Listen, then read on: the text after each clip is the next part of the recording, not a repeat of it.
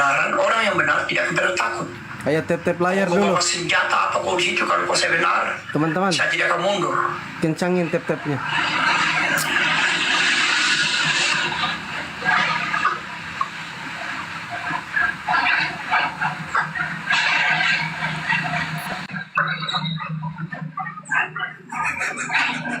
Baik, tanya dulu deh. Udah. Assalamualaikum warahmatullahi wabarakatuh. Waalaikumsalam warahmatullahi wabarakatuh. Ibu tadi kenapa dia? Ibu tadi merepet, dia baru buka komal, tiba-tiba Ya. di-attack sama netizen. Katanya kau pendusta, pembohong. Oh, Terus kau hanya cari koin, cari gift. Kata kawan-kawan yang typing di bawah sini. Terus Daromes meninggal tanggal 25 April 2025. Mengamuk dia. Mengamuk gitu. iya Mau iya iya. nyanyi soalnya, jadi saya kecilin dulu. Oh belum nyanyi dia. Oh begitu. Tunjukin dulu sedikit mungkin kan Dadi? Boleh silakan. Oh ini ibu kah? Ya ibu Daromes, ibu Daromes. Goblok gitu. Suaranya kayak suara laki-laki. Saya pendeta. Kalau saya benar, nomor 2 urusan itu. Bibirnya seksi loh padahal. Jangan kau coba-coba. Kita punya injak. Kakimu saya jilat, kau tahu. Mau jilat kaki? Mati Mija. Saya nggak tanggung jawab ini kalau kaki Mija mau dijilat. Dimaki di depan dia. Assalamualaikum Kanda. Assalamualaikum warahmatullahi wabarakatuh. Alhamdulillah, masya Allah. Di mana Kunda? Di rumah Kanda, di rumah. Oh, Di luar notis ini aku tanya. itu deh. Kita lanjut dulu ini. Hina orang itu jangan Ya ini ibu lagi pengajian kah? Apa kan namanya? tidak semua sama orang ya. Kenapa? Terserah kalian mau nilai apa saja. Ini ibu lagi pote-pote pagi-pagi. Oh, Hanya Tuhan yang tahu. bukan ini. Kalian Ya. Iya, mirip perempuan, mirip laki-laki. hanya pelayannya, saya yang hambanya. Pernah kena Tapi tipes. kau tidak terapkan saya seperti Yesus. Kau pukul saya seperti Yesus diam. Ah, Atau ajaran Tuhan dia tampar kanan kau segini. Saya tidak lakukan itu. lambung asamnya naik ini. Saya yang benar. Ya. Apa bedanya pantat dengan ini ibu? Kalau pantat belah tengah, ibu ini belah samping. Tampar kalau dia tampar saya. Di mana salah? Jadi Tuhan yang Mama saya masih salah enggak? Harga diriku dia ini orang. Kena. Udah. Dia putar musik udah selesai. Nggak mau aku. Nggak mau lagu-lagu simbolis. Kenapa itu ibu? Kenapa? Apa masalahnya Kamase? Apa ya? Ganggu sama netizen. Oh dia Kemarin ribut sama juga- netizen. Iya dia ribut sama netizen terus kan. Teman-teman bilang, bohong kau, omong kosong, pendeta udah dipecat kan? Kan udah dipecat itu Kanda dari gereja karena kayak gitu penuhnya kan modelnya. Oh. Jadi marah-marah dia. Makanya, ya pernah juga ada yang bilang Sherlock. Ngamuk dia. Nah angkat tinjunya lah Majang. Bah, masih bisa mangkut tinju tuh ibu. Itu menalari suaminya kapan? Iya, oke. Teman-teman yang baru bergabung, Assalamualaikum warahmatullahi wabarakatuh. Waalaikumsalam warahmatullahi wabarakatuh. Adek, minta tolong dulu nak, pintunya ini tutup. Iya, teman-teman kalau bisa Oke, thank you. kencangkan dulu tap-tap layarnya, ntar ya saya atur dulu posisinya. Kebetulan ada Bang Peta izin di mute dulu Kandana. Ini ada Bang Petrus, Pak Gan ini, Pak Gan Gatsu. Selamat siang Pak Gan. Selamat pagi Pak. Pagi, siang. Pagi. Kalau bisa kita di sini aja, saya dengan peta lempu aja ya dek. Siap Kanda, siap. Iya, yang Muslim tidak usah dinaikkan dulu. Siap Kanda. Siapapun itu. Yang masuk kalau Pak Prabowo dibawa minta naik nggak usah dinaikkan. Siap Kanda, siap. Iya. Teman-teman dikencangin tap-tap layarnya biar komand kita. Ini layar saya kebetulan masih besar juga, segi 4. Di tap-tap di sini di layar saya. Silakan Bang Petrus. Ini bagus kalau mau dialog sama Bang Zuma. Ini bisa kira-kira kisaran 2 jam bisa lah untuk dialog. Iya betul. Nah tahunya. Iya. Temanya yang tema Pak Petrus usung waktu itu keselamatan ya kan? Kalau nggak salah keselamatan. Oh ya, oke. Dan cara masuk surga di antara kedua agama. Ya. Itu aja temanya ya. Ya. Ya, Saya ambil dulu apa siapa dulu nih? Gimana? Siapa dulu nih? Biar Pak Petrus dulu silakan sebagai Oh, tamu ya. undang untuk. Hah? Batur. Bentar aku lihat temanya ya. Konsep keselamatan, jalan serta cara masuk surga. Oke, ini temanya ya. Konsep keselamatan dan cara masuk surga. Kan Bang Gatso dimulai narasinya, nanti setelah itu baru Bang Zuma. Ya. Saya pasang tema. Baik, saya jelaskan sedikit ya. Yesus pernah berkata, Akulah jalan dan kebenaran dan hidup. Tidak ada seorang pun yang datang kepada Bapa kalau tidak melalui aku. Itu ada di Yohanes 14 ayat 6 ya. Terus ada lagi di Yohanes 10 ayat 9. Yesus berkata, Aku adalah pintu, barang siapa masuk melalui aku, ia akan diselamatkan. Gitu ya. Konsep keselamatan dalam kami adalah harus melalui Yesus. Jadi kita harus mentaati Yesus, mematuhi Yesus, memuliakan Yesus. Karena di Yohanes 5 ayat 23, Yesus berkata, barang siapa memuliakan dan menghormati anak, ia memuliakan dan menghormati Bapa. Barang siapa tidak memuliakan dan menghormati anak, maka ia tidak memuliakan dan menghormati Bapa yang mengutus dia, gitu ya. Jadi untuk memuliakan Bapa harus memuliakan Yesus. Untuk menghormati Bapa harus menghormati Yesus, seperti itu. Nah, terus jadi Yesus itu adalah imam saya, raja saya, panutan saya, bos saya, yang saya muliakan. Kepadanya lah saya patuh, taat, tunduk, takluk, dan memuliakan dia, seperti itu. Karena dialah jalan keselamatan saya. Tidak ada seorang pun yang datang kepada Allah atau Tuhan kalau tidak melalui Yesus. Jadi kalau mau selamat harus melalui Yesus. Nah, gimana caranya kita bisa melalui Yesus sementara Yesus sudah di surga? Nah, dia berkata di Yohanes 14 ayat 23. Dia berkata seperti ini. Barang siapa mengasihi aku, ia akan mematuhi dan melakukan kehendakku, dan Bapakku akan mengasihi dia, dan kami akan datang kepadanya dan diam di dalam hatinya, gitu.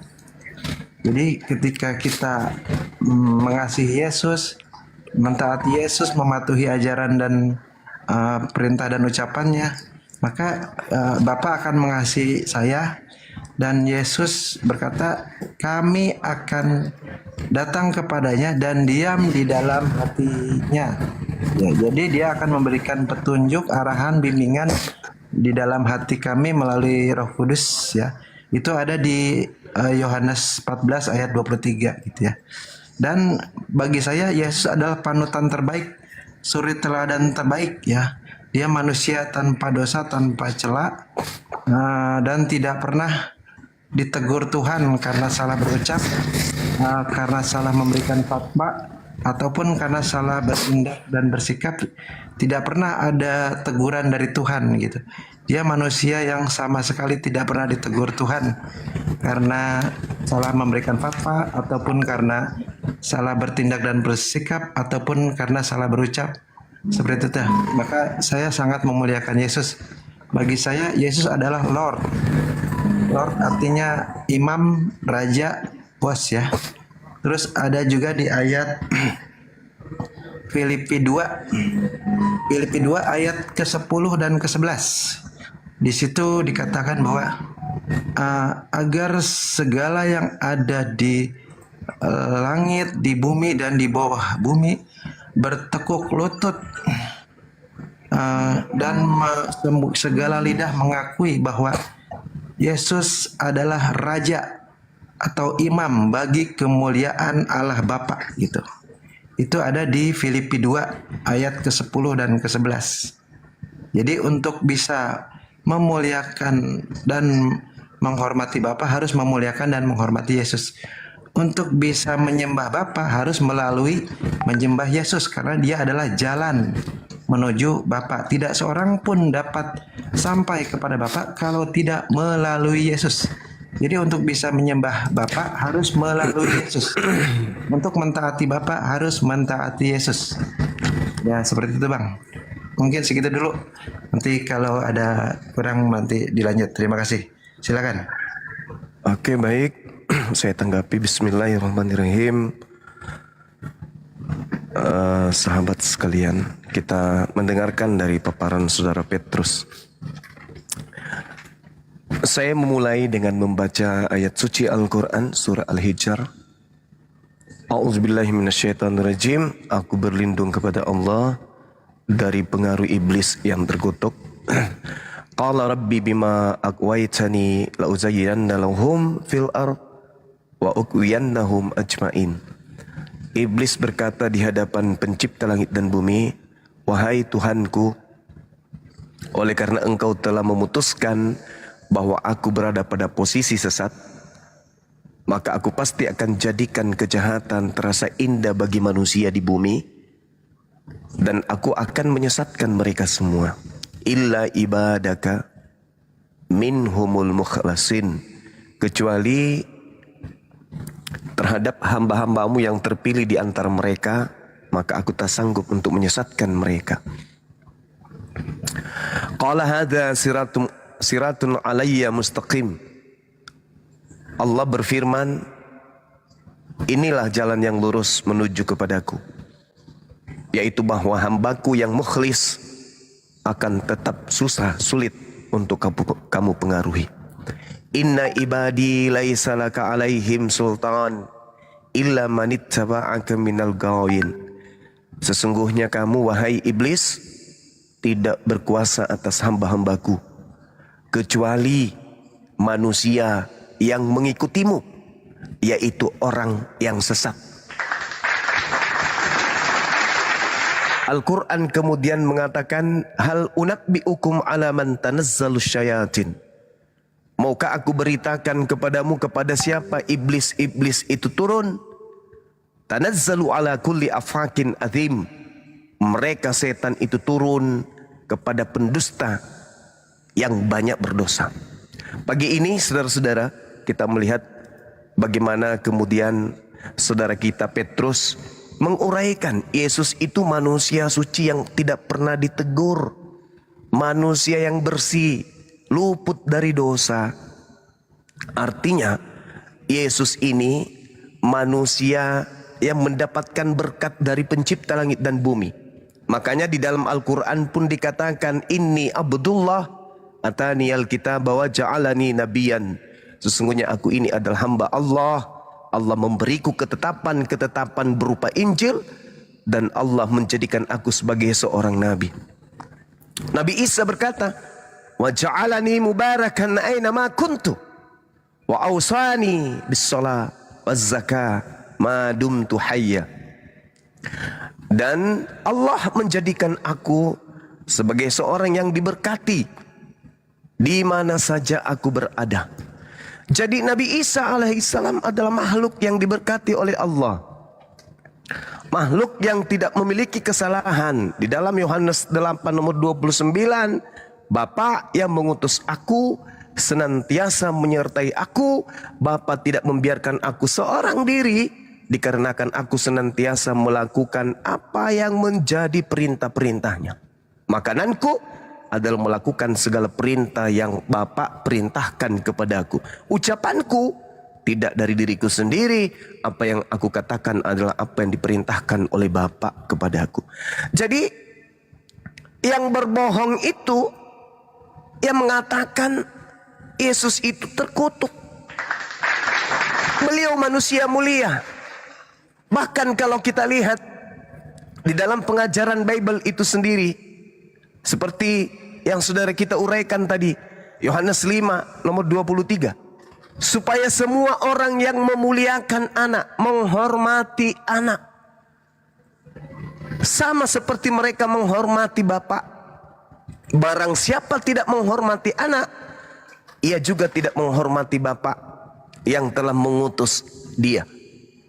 Bagaimana mungkin saudara-saudara boleh dikatakan menghormati Yesus kalau Anda menerima doktrin yang muncul belakangan bahwa dia mati terkutuk? Bagaimana mungkin kemudian Anda dikategorikan sebagai orang yang menghormati Yesus? Anda mengaminkan, Anda mengiyakan, Anda menyetujui, bahkan mengamini. Ludah yang menyentuh wajahnya, tangannya merampas pakaiannya, telapak yang menampar pipinya, pentungan yang menghantam kepalanya, tiang yang menggantung dirinya, liang tanah yang telah menguburnya, dan sumpah serapah yang diserahkan kepadanya. Bagaimana mungkin dikategorikan sebagai orang yang menghormati Yesus ketika apa yang ditorehkan oleh catatan-catatan terdahulu tentang dia Anda aminkan, Anda imani, Anda percayai, bahkan Anda jadikan itu sebagai sandaran kehidupan beragama. Sedangkan di dalam pernyataan yang muncul di dalam buku yang sama, Yohanes 1:14, firman itu telah menjadi daging dan diam di antara Bani Israel, dan Bani Israel telah melihat kemuliaannya, yaitu kemuliaan yang diberikan kepadanya sebagai anak tunggal Bapa, penuh kasih karunia dan kebenaran. Kalau dia penuh kebenaran, tidak boleh dibunuh. Kalau dia penuh kebenaran, tidak boleh dikutuk. Karena yang dikutuk itu hanya orang yang makan suap, pengkhianat. Yohanes 17 pun mengatakan begini. Yesus sendiri yang mengatakan, Bapa, telah tiba saatnya permuliakanlah anakmu, supaya anakmu mempermuliakan engkau. Apa boleh dikategorikan dipermuliakan ketika oknum ini ditampar, diseret, diludahin, ditelanjangin, ditombak, ditonjok, digantung, dibunuh? Apa ini kemuliaan? Tidak, itu penghinaan. Itu kenistaan. Maka Yesus mengatakan waspadalah kepada penyesat. Matius 7 nomor 15. Penyesat ini memutarbalikkan kebenaran. Yang benar dikatakan salah, yang salah dikatakan benar. Makanya Al-Quran menorehkan bahwa mereka akan menganggap bahwa apa yang mereka lakukan itu adalah sebuah kebenaran.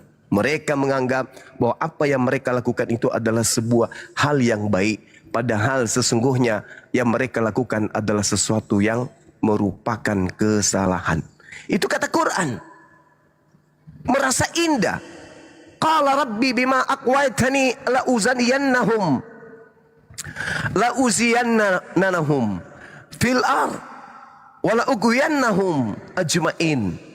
Aku iblis pasti akan menjadikan kejahatan merasa indah bagi mereka yang menjadi pengikutku. Jadi saudara Kristen menganggap bahwa kematian Yesus secara terkutuk itu adalah sesuatu yang indah. Kenapa bisa demikian? Karena diputarbalikkan oleh iblis. Ya, saya kira begitu saudara. Kalau Anda memuliakan Yesus, maka mohon tinggalkan penghinaan-penghinaan terhadap dirinya. Silakan. Baik, saya tanggapi ya. Oke. Kenapa Yesus harus disalib gitu kan ya? Oke, saya pakai data ya. Nah, di sini Yesus itu harus menggenapi nubuatan di kitab ini nih. Yesaya ayat 53, nomornya yang ke-5 nih. Nah, akan tetapi ia ditikam karena kejahatan kita. Hajaran yang mendatangkan damai sejahtera bagi kita ditimpakan kepadanya, dan dari karena bulir-bulirnya kita diselamatkan. Jadi sebenarnya yang terkutuk itu adalah seluruh umat manusia, kita semua, karena tidak ada manusia yang tanpa dosa di dunia ini. Jadi untuk bisa menggenapi nubuatan ini harus ada manusia sempurna yang tanpa cacat, tanpa cela, tanpa dosa untuk menggenapi nubuatan Yesaya 53 nomor 5 ini. Siapa yang bisa melakukan itu semua? Sedangkan semua manusia tidak ada yang tidak pernah melakukan dosa sedikit pun. Semua manusia pernah melakukan dosa, ada yang kecil, ada yang besar, sama sekali tidak ada yang sempurna. Untuk itulah perlu Tuhan langsung agar ada manusia yang sempurna, dia perlu mengirim firman-Nya ke dunia. Nah, nubuatnya di mana? Nubuatnya di Yesaya 63. Yesaya 63 nomor 8 dan 9. Di sini bunyinya, Ia berfirman, sungguh mereka umatku, anak-anak yang tidak akan berlaku curang. Dialah juru selamat mereka. Dalam segala kerusakan mereka, bukan utusan ataupun duta, melainkan Ia sendirilah yang akan menyelamatkan mereka. Dialah yang akan menebus mereka dalam kasih-Nya dan belas kasihan-Nya. Berarti yang turun ke dunia itu bukan manusia biasa, berarti firman Tuhan sendiri. Ya, firman Tuhan yang menjadi manusia sendiri. Nah, jadi bukan utusan ataupun duta di ayat ini ya. Bukan seorang duta ataupun utusan, melainkan sang firman Tuhan sendiri yang akan menjadi juru selamat mereka. Seperti itu. Makanya kami sangat memuliakan Yesus karena Dia adalah juru selamat. Juru selamat mereka. Nah, jadi yang turun ke dunia inilah firman Bapa ya, bukan Bapa langsung, tapi firman-Nya Bapa yang akan menjadi manusia. Jadi bisa dibedakan antara firman Bapa dengan Bapa itu sendiri. Jadi yang turun adalah firman-Nya. Dia yang akan turun, dialah juru selamat mereka.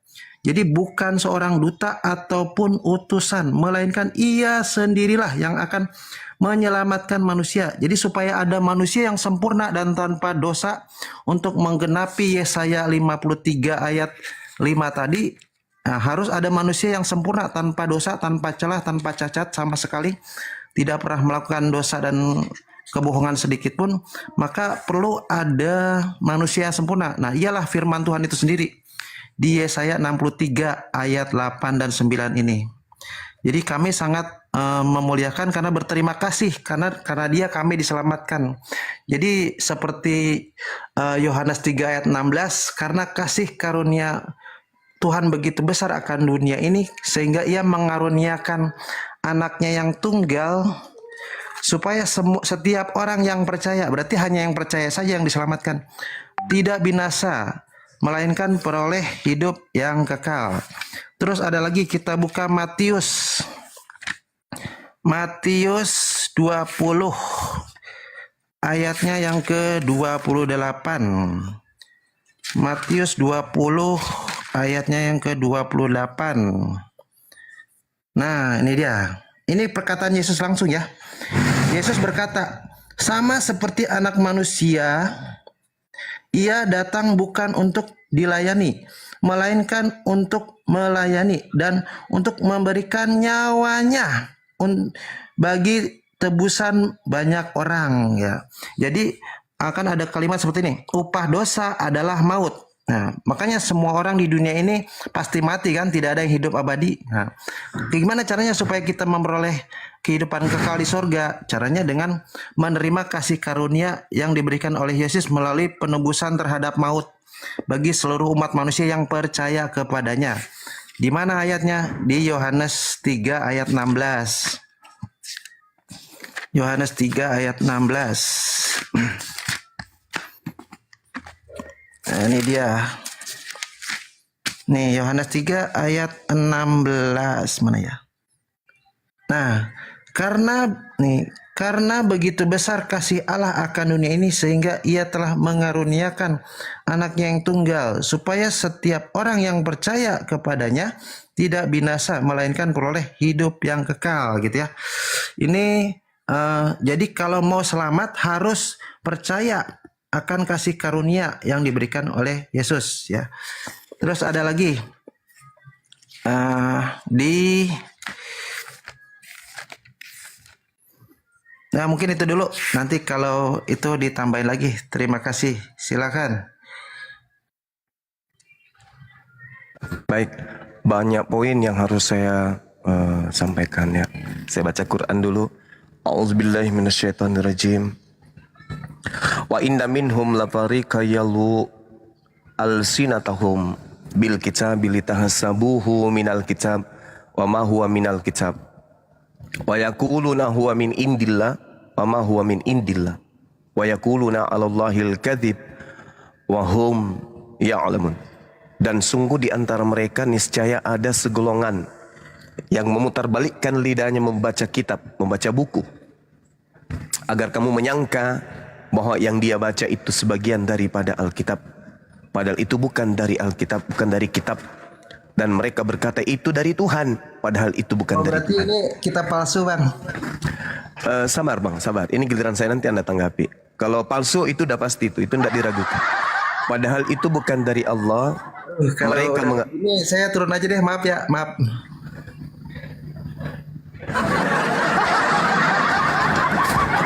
Kita umat Islam nggak bisa tertipu. Itu terjemahan dari kitab. Biarpun Anda dibawa, dengarkan saya baik-baik.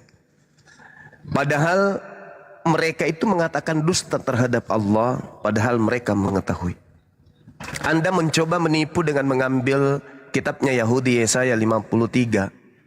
Yesaya 53 itu tidak ada nubuat untuk Tuhan mati terkutuk, nebus dosa-dosa kalian. Itu nggak ada nubuatan seperti itu. Kalau Anda ingin membahas tentang nubuat tentang Yesus, baca di dalam Yohanes 11:45 sampai nomor 57.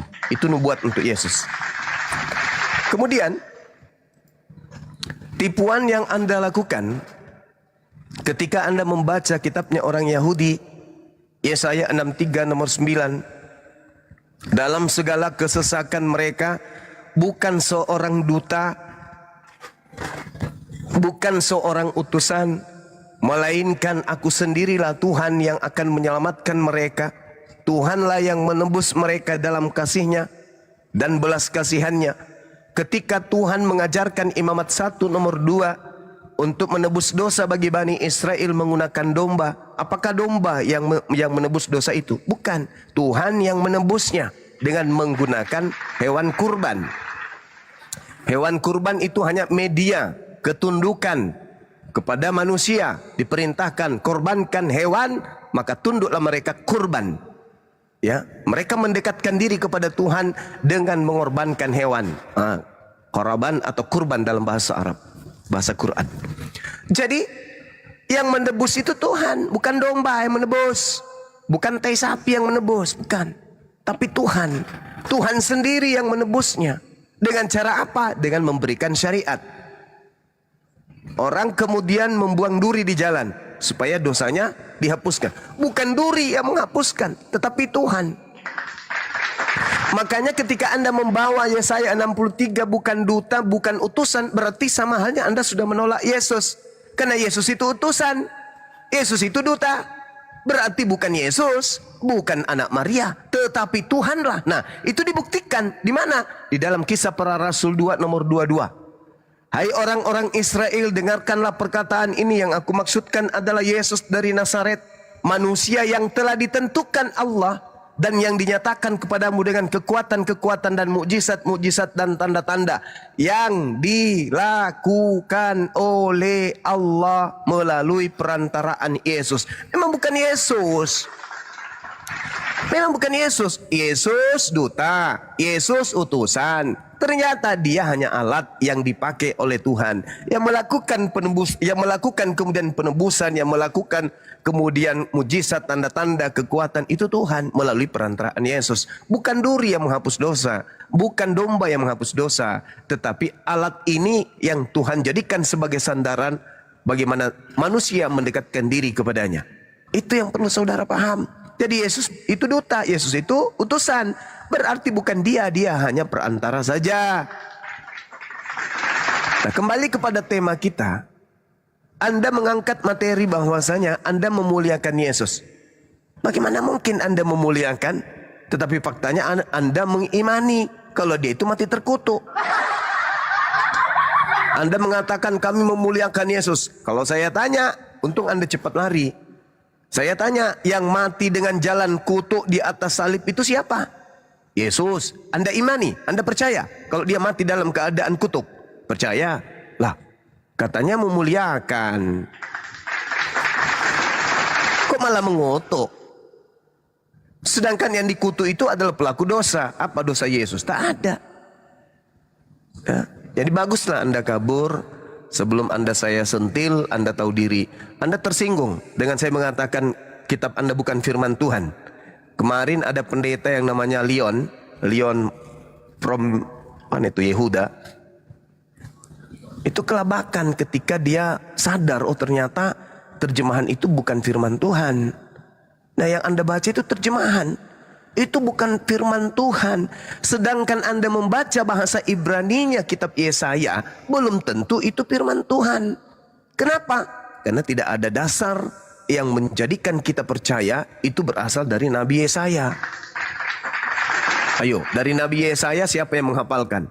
Sedangkan Yesaya ini itu hidup 600 tahun kurang lebih sebelum Masehi. Siapa yang menghafal kitab Yesaya sampai dipenulis abad keempat Masehi? Ada 1000 tahun dari masa Yesaya menulis sampai kemudian dibukukan di abad keempat kitab Anda itu. Pertanyaan saya, siapa yang menghafal dari Yesaya ke kalian? Ada. Siapa yang menulis? Ada. Nggak ada. Sedangkan Ptolemy II memerintahkan kepada rabi-rabi menulis di abad 3 sebelum Masehi dalam bahasa Septuaginta. Pertanyaannya, dari abad ke-7 sebelum Masehi, abad ke-6 sebelum Masehi, sampai kepada abad ke-3 sebelum Masehi, itu yang menghafal kitab Yesaya siapa? Ada? Nggak ada. Jadi meskipun bahasa Ibrani, kita tidak bisa mengatakan itu adalah catatan Nabi Yesaya, karena tidak ada yang menghafalnya dan tidak ada yang mencatatnya. Pahami itu ya. Apalagi yang Anda gunakan ini, terjemahan ini. Gitu loh cara berpikirnya ya. Jadi jangan sensian. Bagus Anda kabur, karena kalau tidak bibir Anda akan kubuat bisulan selama 7 abad. Saya kira begitu. Silakan Dinda Fandi, mungkin ada masukan dari guru kita Peta Lempu. Waktu dan tempat kita silakan. Siap Kanda. Ya teman-teman, izin dikencangin dulu tap-tap layarnya. Biar komal kita kuat supaya jangan terputus-putus dialognya. Kalau ada teman-teman Kristen sebentar, di tap-tap dulu. Ini kebetulan lagi besar layar saya. Kita cukupkan 100k biar komalnya kuat. Bang Peta, mungkin ada yang mau disampaikan. Silakan Bang Peta Lempu. Lanjut. Assalamualaikum warahmatullahi wabarakatuh. Waalaikumsalam warahmatullahi wabarakatuh. Loh, mana Bang Zul? Pental kali. Lanjut Bang Peta. Jadi saya tadi mau tergelitik ketawa, Dinda. Ya, silakan. Kata ayat-ayat, narasi-narasi yang ayat-ayat yang diangkat itu semua menunjukkan bahwa Yesus itu tidak ada daya upaya. Itu semata-mata karena dia sebagai utusan saja.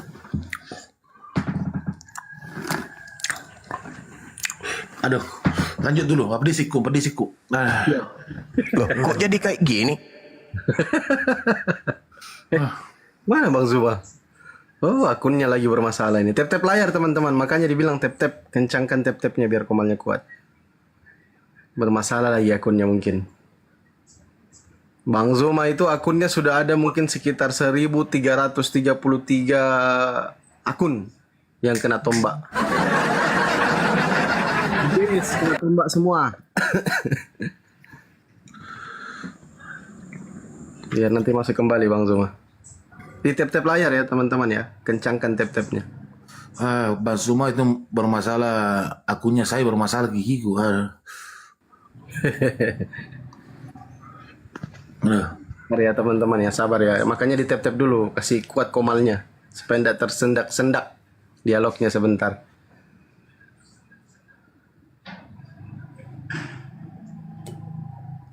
Diincar betul Bang Zuma ini akunnya. Karena terlalu banyak teman-teman Kristen itu yang sadar. Ya, saya lanjut ya. Tadi itu yang dia angkat, ada beberapa ayat itu yang diangkat di dalam Bible-nya mereka. Itu semua menandakan bahwa dia hanya sebagai utusan. Tidak bisa dijadikan referensi untuk bisa menjadikan Tuhan. Kalau dia katakan tadi mengatakan bahwa tidak ada yang selamat kalau tidak ada melalui Yesus, betul. Itu tidak ada yang salah. Tetapi itu berlaku pada kapan? Dan berlaku kepada siapa? Hanya berlaku kepada orang Israel. Betul sekali, mantap. Ya, begitu.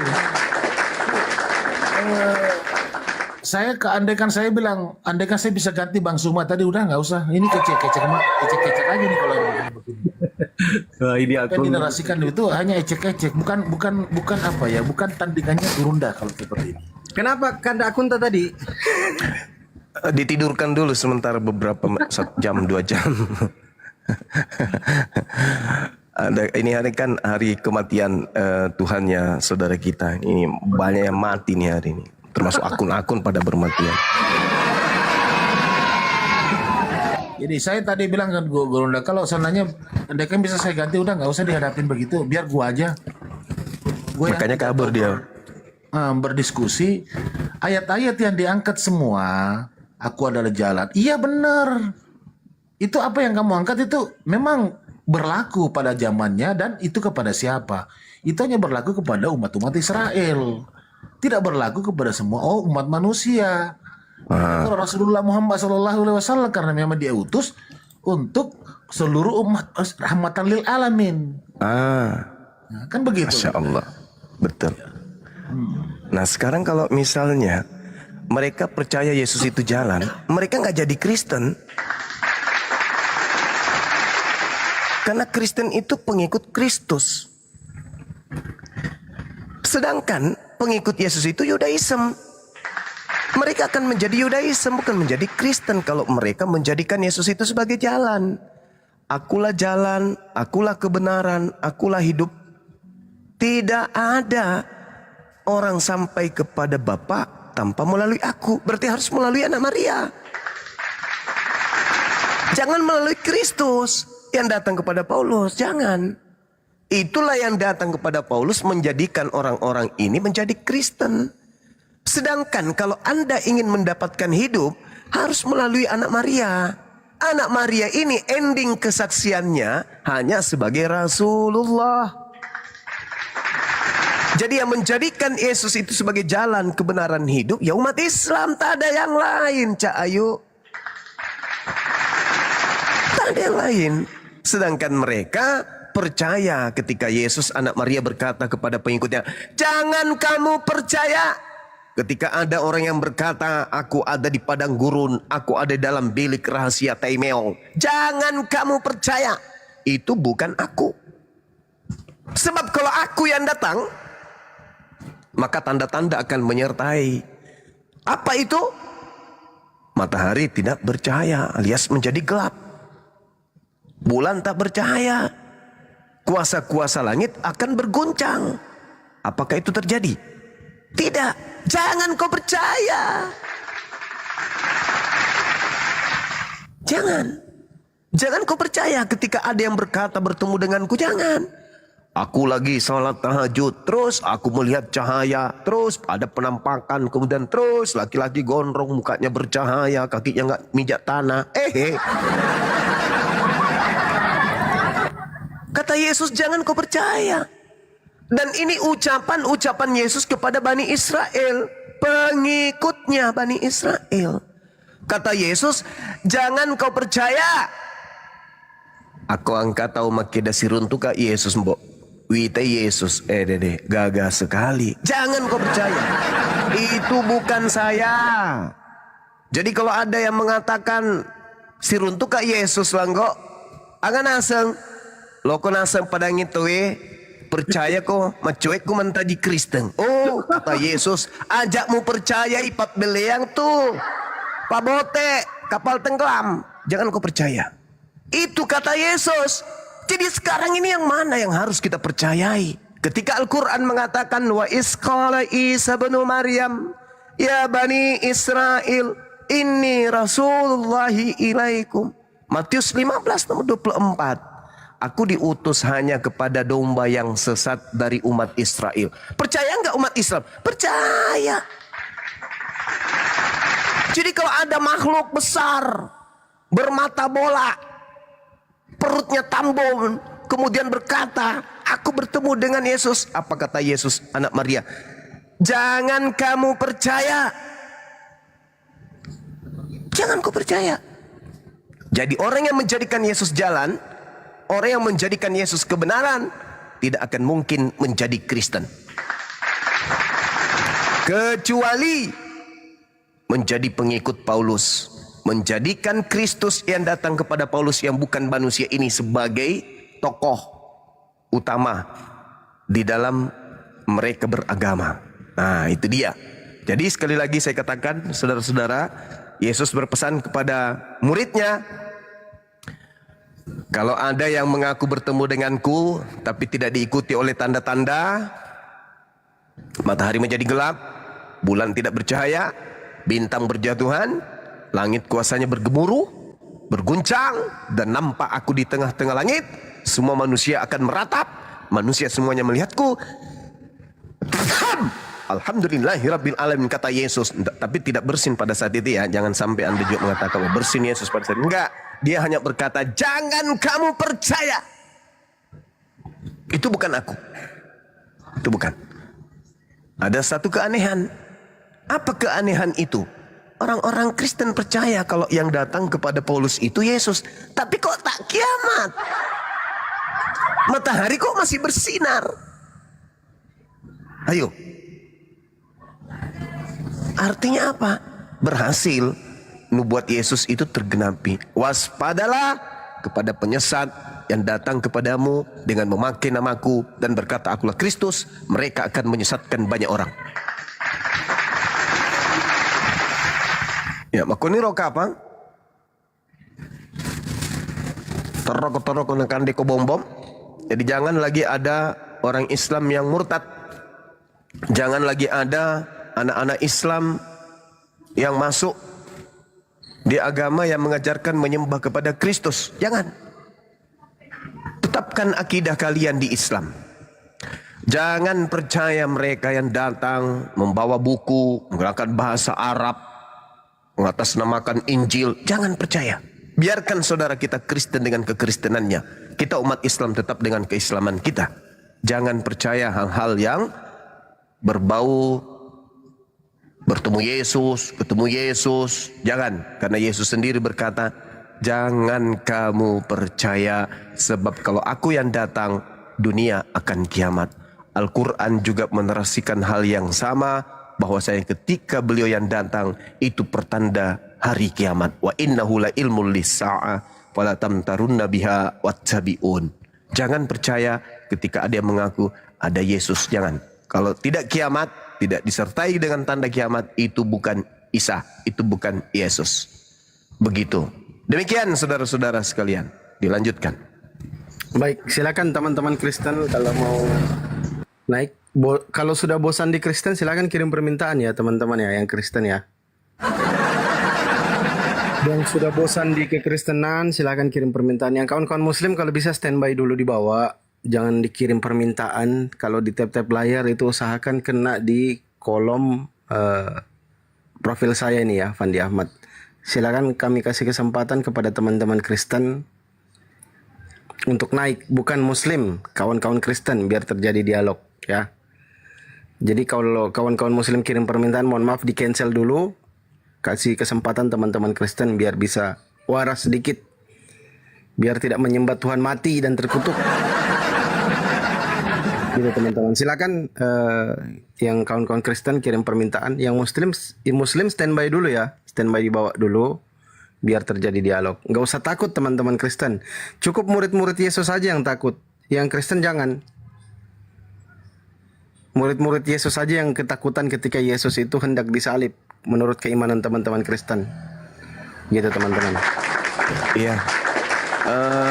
Sambil saya juga mau iklan teman-teman sekalian agar berhati-hati menggunakan Dana aplikasi Dana ya. Karena saya sendiri jadi korban. Dana saya diambil alih oleh oknum tertentu. Lalu dia ganti pakai nomor dia. Dan yang sangat saya sayangkan, kenapa pihak Dana mengiyakan, meng-ACC nomor baru yang menggantikan posisi nomor saya tanpa konfirmasi kepada saya sebagai pemilik. Dan semua akun TikTok saya, termasuk yang ini, TikTok yang akun utama ini, itu nomor Dana saya terganti semua di dalam. Diambil alih saldo saya yang ada di Dana, dan ya cukup lumayan besar. Kemarin saya sudah komplain ke pihak Dana, tapi sampai hari ini belum ada kabarnya.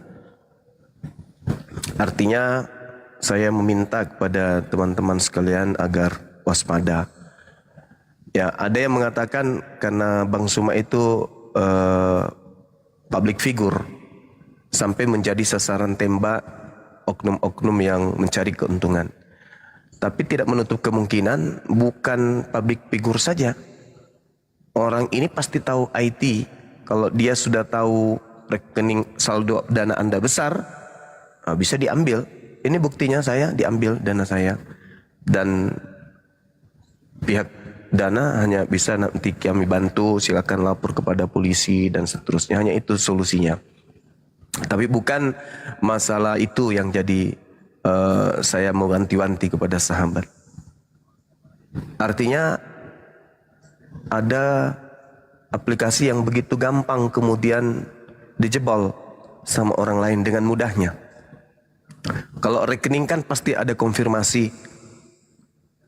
Ada yang mencoba untuk masuk kemudian ke akun Anda dan seterusnya. Nah, ini tidak ada sama sekali. Bahkan pihak Dana pun tidak ngerti. Ya.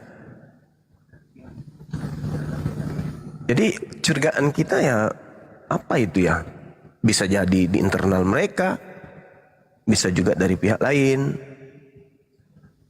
Ya, jadi saya korban ya. Saya umumkan ini karena saya korban. Ada yang merasa kemudian dirugikan dengan pengumuman saya, silakan hubungi saya. Anda kan tahu nomor Dana saya. Silakan hubungi saya, apakah itu terjadi? Ya, yang penting dan catatan, Anda bisa membalikkan kemudian Dana saya yang hilang. Jangankan Dana saya hilang, nomor saya tak terpasang lagi di Dana saya. Saya mau masuk ke Dana saya nggak bisa. Saya mau masuk ke Dana saya sendiri nggak bisa. Pengumuman dari CS, penyampaian dari CS Dana, apa katanya? Anda tidak bisa masuk karena nomor Anda sudah diganti. Dengan entengnya. Dengan entengnya dia sampaikan gitu. Saya bacakan ya teman-teman, supaya tidak menjadi fitnah. Untuk menjadi hal supaya teman-teman semua waspada. Apa yang dikatakan oleh pihak Dana? Kamu tidak berhasil masuk ke akunmu karena nomormu diambil alih oleh orang lain. Ya, kita tepuk tangan dulu dari customer Dana ini.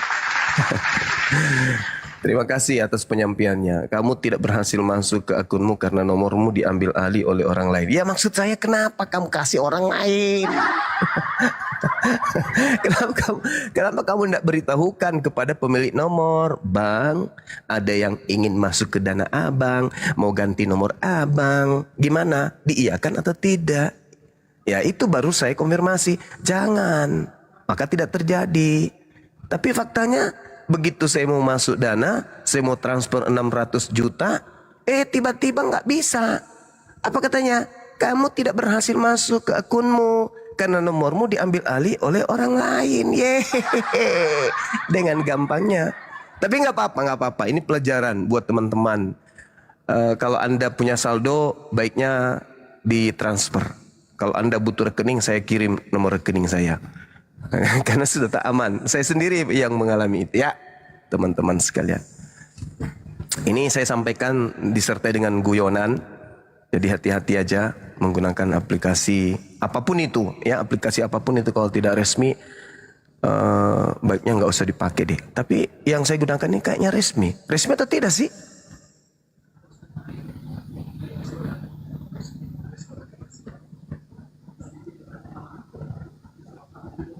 Resmi nggak aplikasi tersebut? Oh resmi, ya udahlah, berhati-hati aja kalau gitu ya.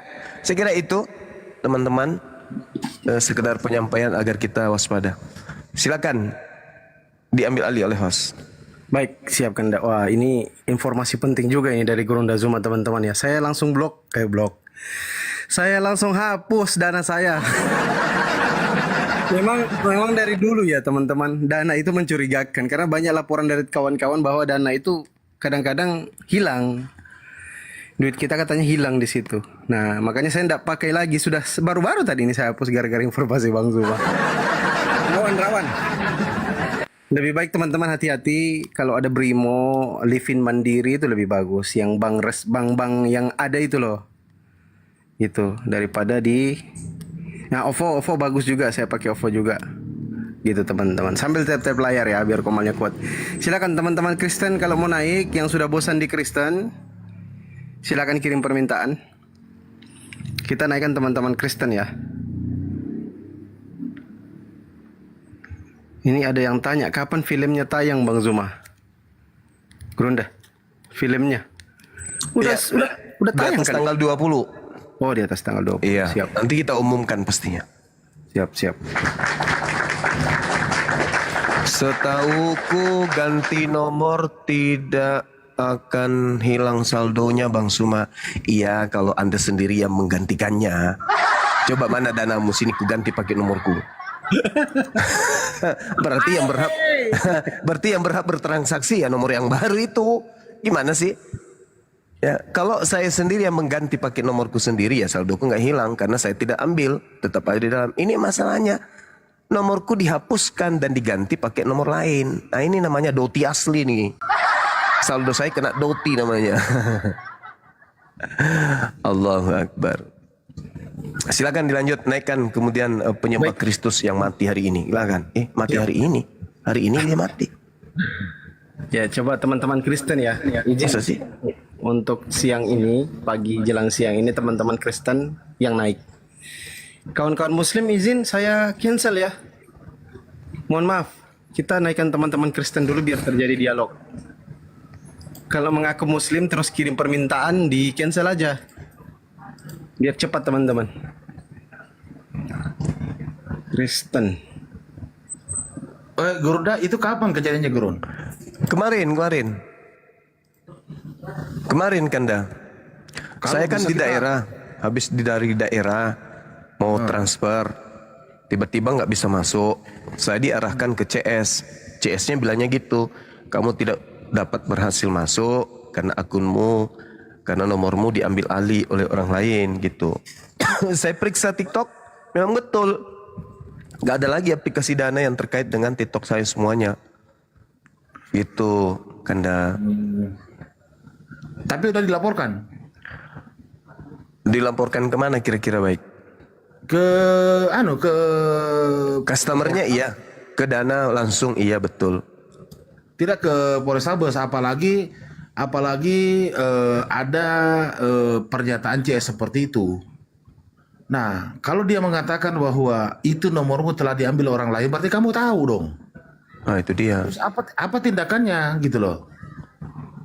Ya itu dia, disuruh kirim foto wajah saya. Ya aku kirimlah fotoku.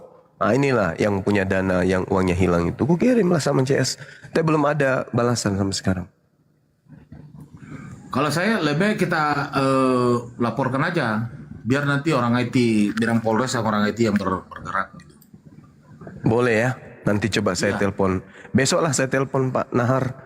Biar dia buat ini. Dia buat laporan kehilangan. Bukan laporan kehilangan itu. Jadi Laporan polisi itu. laporan Tidak polisi. pidana. Itu tidak pidana. Pembobolan saldo ya. Iya. Oh betul. Iya, bukan kehilangan itu. Oke. Besok Kanda saya suruh teman kita yang ada di Polrestabes untuk bikin. Iya. Siap. Oke. Saya tinggal kirim data-data saya biar beliau yang buat di sana. Iya. Oke, Bang Padi, lanjut. Siap. Ya, Bisa siap. juga saya ke OJK langsung ya. Oh iya. Itu nih. Kalau kita ke OJK itu sebagai kalau semuanya dikeluarkan surat, itu Dari- sebagai administrasi di kepolisian untuk melakukan tindakan bahwa benar yang bersangkutan mempunyai dana gitu loh. Nah, itu bisa berimplikasi ke penyedia layanan kepada dana. Nah, Iya, iya, iya. mudah-mudahan itu kan di dalam kita mengaplikasikan dana itu kan ada asuransi mungkin ya. Itu akan terpotong asuransi, berarti kan tanggung jawabnya itu. Ya, Sebagai mudah-mudahan. pelindung nasabah. Ini kan dia sudah pelanggaran undang-undang konsumen kalau itu tadi bahasanya ya. Nah, dia seakan-akan bahwa dia pengen lepas tangan aja. Iya, Kanda. Nanti insya Allah, terima kasih sarannya. Iya, kalau memang kan kemungkinan barangkali besok saya turun gunung ya bisa kita itu. Nanti kita bareng-bareng aja lah. Kalau Baik, baik. Oke, lanjut Om Pandi. Siap, wih, rawan juga ya dana ini ya. Walak majang mati kita. Ya harus OJK itu ya. OJK terus ke Polda. Ya silakan teman-teman Kristen. Biasanya orang dananya sendiri yang bermain. Oh gitu ya. Ya mudah-mudahan lah. Bisa kita melaporkan dulu ke polisi sambil kita mengurus ke OJK. Bisa juga kita ambil di OJK dulu baru kita lapor. Ya. Jadi kalau semuanya kita melapor dulu baru ke OJK, berarti kan nanti surat yang dikeluarkan oleh OJK itu kita serahkan kepada polisi sebagai bukti bahwa benar-benar yang bersangkutan ini adalah pemilik akun dana tersebut. Gitu. Oke. Baik, Kanda. Nanti besok. Ini kan libur orang. Karena lagi berduka. Tok. Jadi besok, Pi. Yang pertanyaannya berikutnya, Gurunda. Siap. Siapa ini yang naik? Isa Al-Masih menurut Islam? Atau menurut Yahudi? Atau Yesus Kristus menurut Kristen?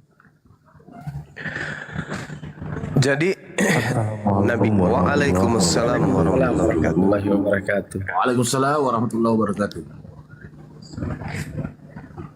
Iya. Ini hari Jumat ternyata ya. Iya Kanda, hari Jumat. Aduh. Makanya saya izin naikkan Ustadz Alif sebagai pengganti, kan kita duluan ini kan. Iya.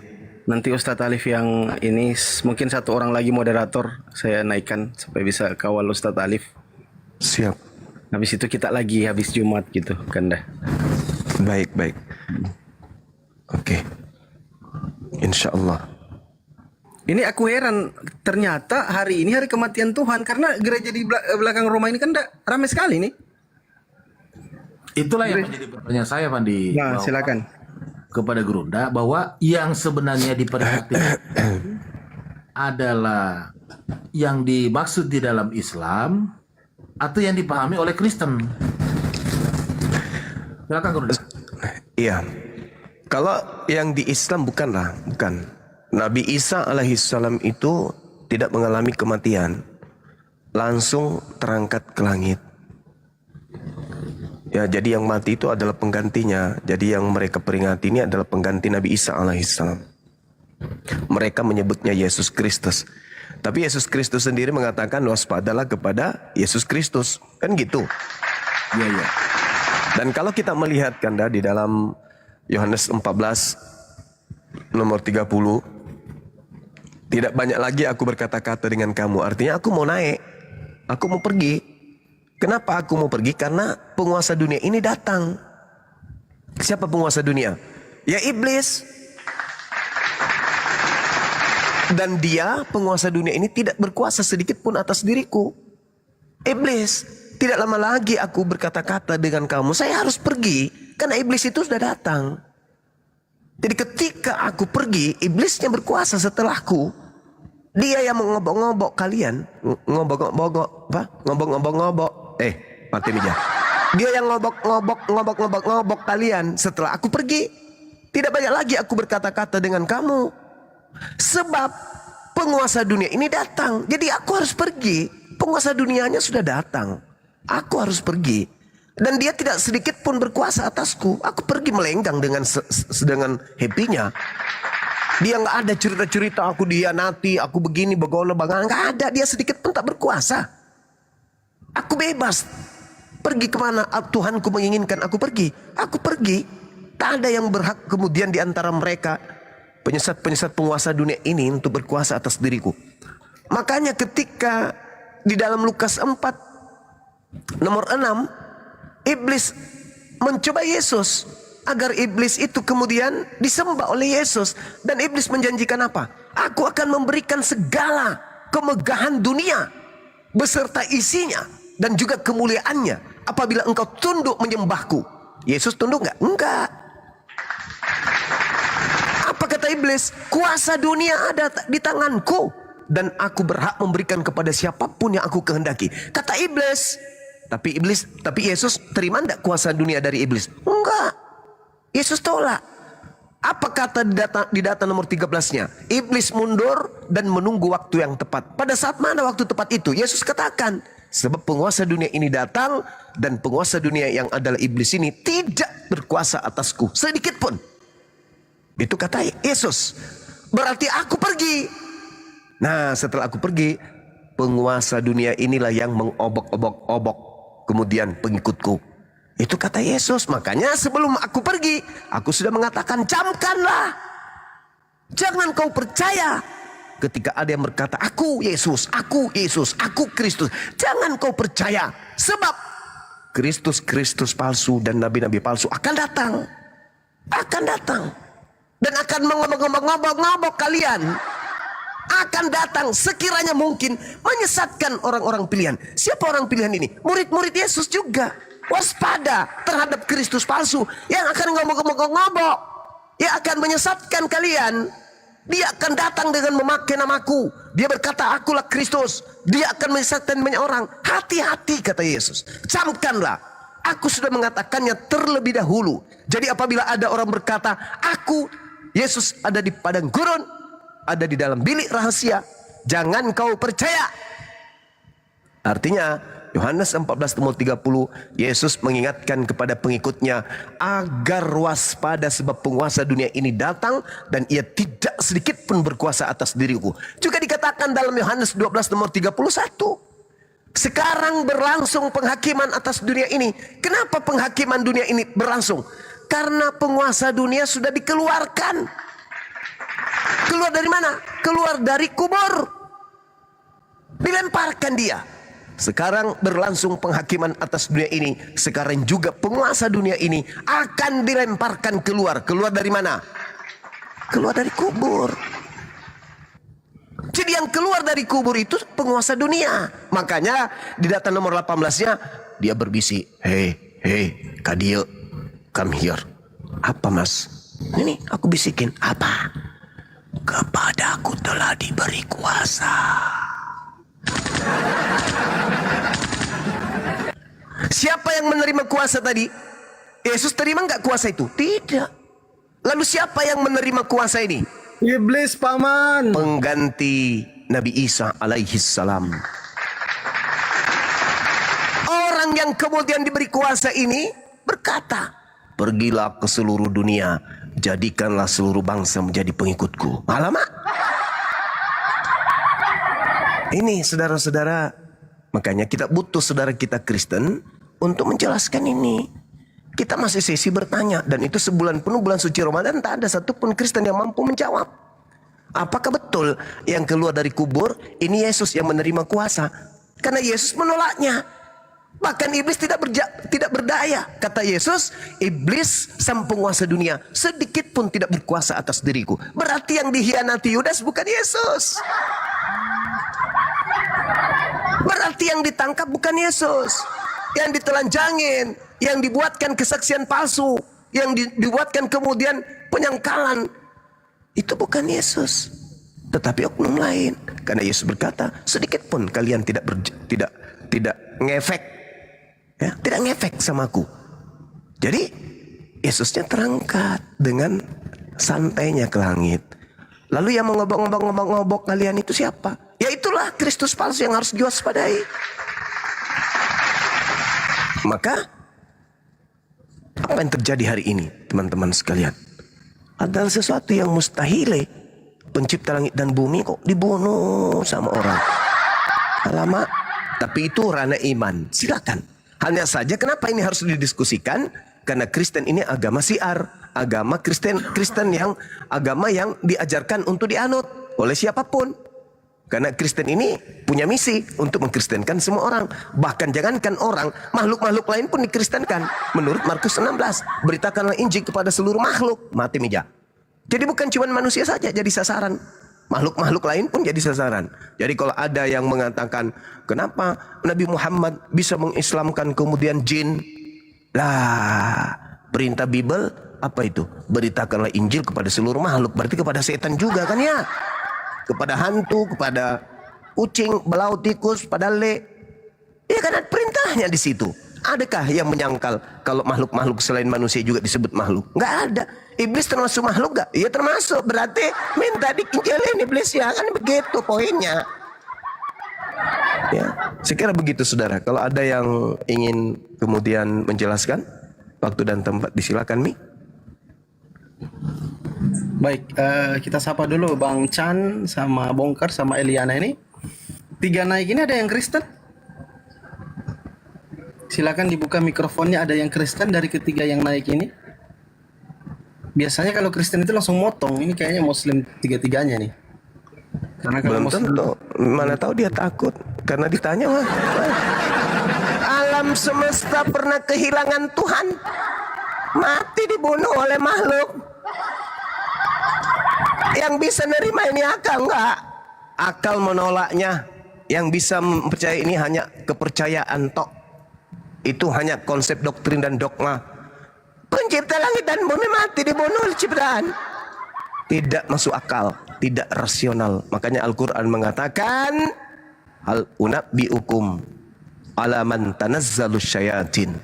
Maukah aku tunjukkan kepada siapa setan itu turun? Setan itu turun hanya kepada pendusta, pembohong. Nah, mereka-mereka inilah yang pendusta, pembohong itu. Demikian. Oke, baik. Jadi Bang Chan ini saya turunkan karena nggak ngomong. Eliana sama Bongkar juga kayaknya bukan Kristen, mereka salah tekan aja mungkin. Bang Yoga Ken ini Kristen atau Muslim Bang? Bang Yoga Ken, silakan dibuka mikrofonnya. Panggilan kedua. Oke. Aduh aduh. The Queen of Tua. Ada ratunya Tua dari si borong-borong, tepuk tangan. Ya, selamat malam Ito Rasmi Silalahi. Selamat saudara, pagi ya, selamat lay pagi resmi, ya. silakan lay. Silakan lay resmi, silakan. Benarkah hari ini Tuhan pernah mati meja? Ya, ini Tuhan itu gelar kepada firman gitu ya. Mati meja. Dan Tuhan gelar mati nggak? kepada, bukan Tuhan yang mati, tetapi Yesus. Oh, berarti Yesus bukan Tuhan. Tuhan itu gelar kepada penguasa sorga, penguasa bumi. Jadi Yesus bukan Tuhan. Gitu. Jadi ini semacam Tuhan ini semacam presiden gitu. Jadi Yesus bukan Tuhan. Yesus itu adalah Allah yang menjadi manusia. Allah ini bukan Tuhan. Ya Tuhan. Berarti yang mati ini Tuhan. Jabatannya Tuhan. Berarti Tuhan mati. Penguasa. Ya, yang mati itu Yesus, bukan Tuhan. Jadi Yesus bukan Tuhan. Ya, begini, dengar ya Bang Juma ya. Kita buka dulu di Yohanes 1, firman itu adalah Allah. Di ayat 14-nya, firman itu menjadi manusia, namanya Yesus. Iya. Gitu ya. Nah, Yesus Jadi, ini bukan Tuhan. Kemanusiaannya Allah itulah yang mati di kayu salib. Namanya Berarti yang Yesus. mati ini Tuhan atau manusia? Manusia, kemanusiaannya Allah. Oh, Allah berarti menjadi dosa kalian manusia. ditebus sama manusia. Kejam kali lah. Gini dengar, biar aku jelasin ya, Iya. Ya. Oke. Kita buka dulu di Matius 27. Bentar aku buka dulu ya.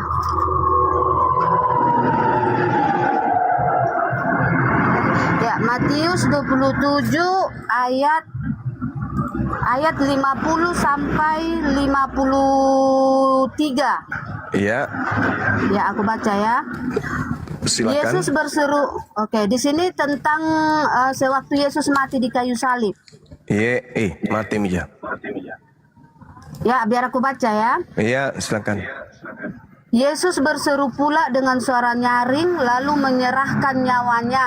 Nah, jadi di sini kan Yesus mati menyerahkan nyawanya. Iya, kan iya, gitu. yang mati ini Tuhan atau bukan? Oke, sekarang gini Bang Juma bentar ya. Siap. Ayat 51-nya.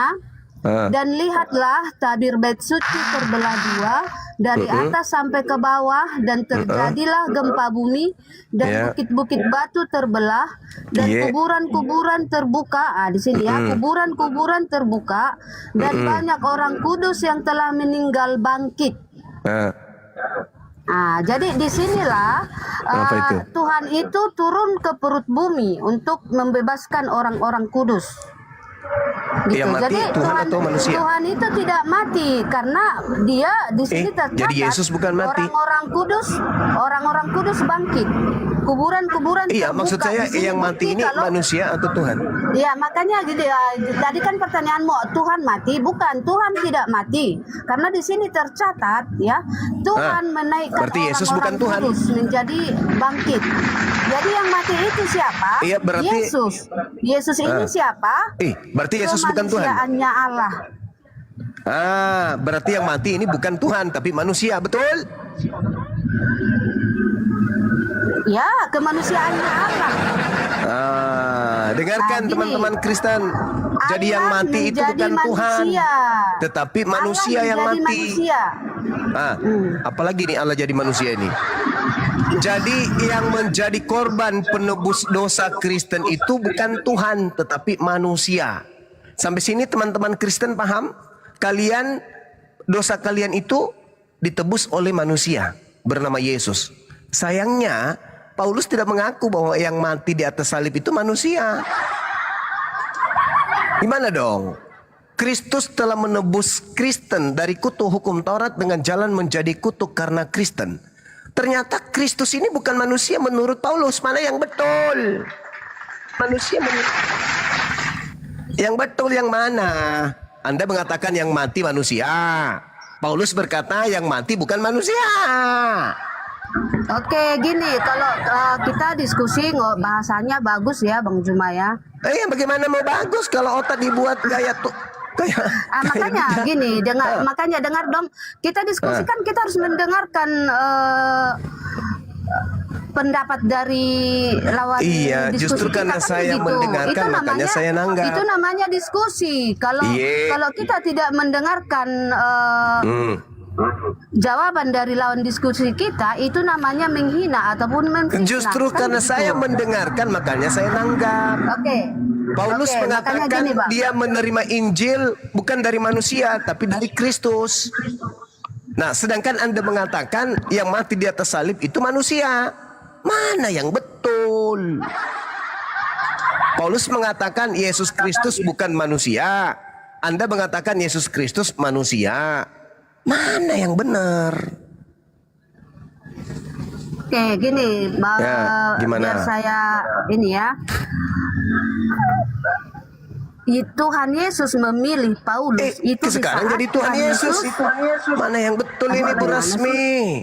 Ini teman-teman kita yang Makanya mendengarkan gini ini loh. banyak kambu. Makanya kasih waktu orang untuk Insanya menjelaskan, kambu. gitu loh. Asam lambungnya kambu. Berarti Anda di sini tidak mau mendengarkan uratnya kambu. Asam gini lambung loh, juga Anda- kambu. Manya Aduh. kambu.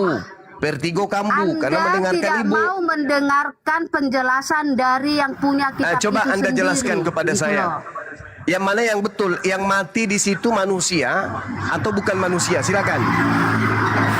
Oke, saya jelasin lagi ya. firman menjadi manusia atau Allah menjadi manusia. Waduh. Gitu kan? Manusia itu punya roh. Kita manusia punya roh. Rohnya Yesus itu adalah Allah karena Allah itu roh. Kan gitu. Jadi di dalam Yesus ini terdiri dari ada rohnya Allah dan ada tubuhnya Yesus. Kan gitu. Di dalam tubuh Yesus ada roh Allah. Begitu ya. Jadi di saat tubuhnya mati, tubuh Yesus mati di kayu salib, rohnya lah yang turun ke neraka untuk menghidupkan orang-orang kudus. Kenapa mati mija? Contoh kalau manusia mati, rohnya keluar dari tubuh kan? Begitu Yang juga mati dengan manusia. Yesus. Yang mati manusia. Manusia kalau mati, rohnya Berarti- keluar dari tubuh kan? Berarti Yang Yesus diakhiri manusia di kan? akhir zaman siapa Juma? Yang diakhiri di akhir zaman siapa? Rohnya manusia Berarti kan? manusia Karena ini tubuh manusia terbuat dari tanah Nah, itu kan dan kalau akan kembali menjadi dikasih tanah. tempat berbicara ya itu gini. Anda tidak paham. Kayak mesin gitu tik loh. peninggalan Belanda kan gitu. Aduh. Paulus Tubuh berkata, manusia terbuat dari Kristus tanah dan mati akan kembali menjadi itu bukan manusia, Berasmi. Paulus berkata, Kristus yang Di datang saat- kepadanya makanya bukan dengarkan. manusia. Di saat Tuhan Yesus Sedangkan Anda menjumpai mengatakan Paulus, yang mati di atas salib manusia. Berarti Anda Yesus mengatakan, sudah naik. berarti Anda mengatakan yang mati menjadi tumbal untuk nebus dosanya Kristen itu manusia. Berarti kalian ini penyembah dewa Molok. Di dalam Kenapa kalian Imamat mengartikan Alkitab kami? Di dalam Gitu loh. Imamat Sementara 18. kami yang punya gitu Oke, loh. saya tanya kalau begitu, yang mati nebus dosa kalian itu yang menjadi tumbal itu manusia atau domba? Ayo. Allah yang menjadi manusia. Saya yang tidak menebus bertanya dosa itu, kami. itu penipuan. Yang saya Loh, tanya, kok penipuan? yang saya Aduh. tanya yang mati di atas tiang salib untuk dosa kalian sebagai tumbal dosa-dosa kalian itu manusia atau ayam? Jawab. Allah yang menjadi manusia. Saya tidak tanya Allah yang itu. menjadi- Saya tidak tanya hinaanmu terhadap Tuhan kami. Allah yang menjadi Saya manusia. tidak tanya tentang penghinaan kamu Allah kepada yang pencipta langit dan bumi. Yang saya tanya, yang mati di atas pohon digantung secara kutuk itu Tuhan atau kambing? Jawab. Itu yang Anda mati ini, digantung dengan Anda jalan. ini diskusi atau lagi mimpi? Anda ini diskusi waras lagi atau mimpi? gila? Saya tanya yang mati digantung itu Tuhan atau kambing? Jawab. Digantung di mana? Anda katakan tadi di pohon. Di pohon, Yesus ya. digantung di pohon. Jadi Yesus maunya di tiang digantung listrik di gitu? tiang salib, bukan Yes. di pohon, di tiang salib. Makanya Bahasa saya tanya, Yunaninya apakah sulon. Anda ini Sulon itu artinya lagi diskusi pohon. atau lagi mimpi? Udah jawab aja. Ya? Yang mati di Yesus atas salib digantung di itu, tiang salib, bukan di atas pohon. yang Allah mati digantung di atas masjid lah di rumah. yang mati di atas salib itu manusia atau kambing? Jawab. Allah yang menjadi manusia. Saya tidak tanya itu. Mau dia spermanya Daud jadi manusia terserah. Itu jawabannya. Yang saya Itu tanya, jawabannya. yang mati di atas pohon itu manusia atau biawak? Bukan di atas pohon, di tiang salib. Anda mimpi ya? Saya Atau ulang lagi- pertanyaannya. Atau lagi Saya Anda ulang. diajari setan. Pertanyaannya Anda diajari saya setan di sini ulang. Kayaknya ya. Pertanyaannya saya ulang. Yang mati menebus dosa Kristen di atas salib sebagai tumbal dosa-dosa kalian itu manusia atau ayam?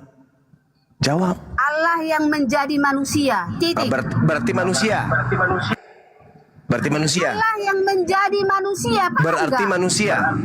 Allah yang menjadi manusia. Berarti manusia yang mati. Allah yang menjadi manusia. Berarti yang mati manusia. Allah yang menjadi. Ini penghina sekali nih si anjing ini. Turun kau anjing. Allah. Dewa yang menjadi manusia itu betul. Theos. Kau yang bego cuma. Oke, Kau kau yang yang pintar. bego Oke, cuma. sekarang yang mati digantung di pohon itu manusia atau malaikat?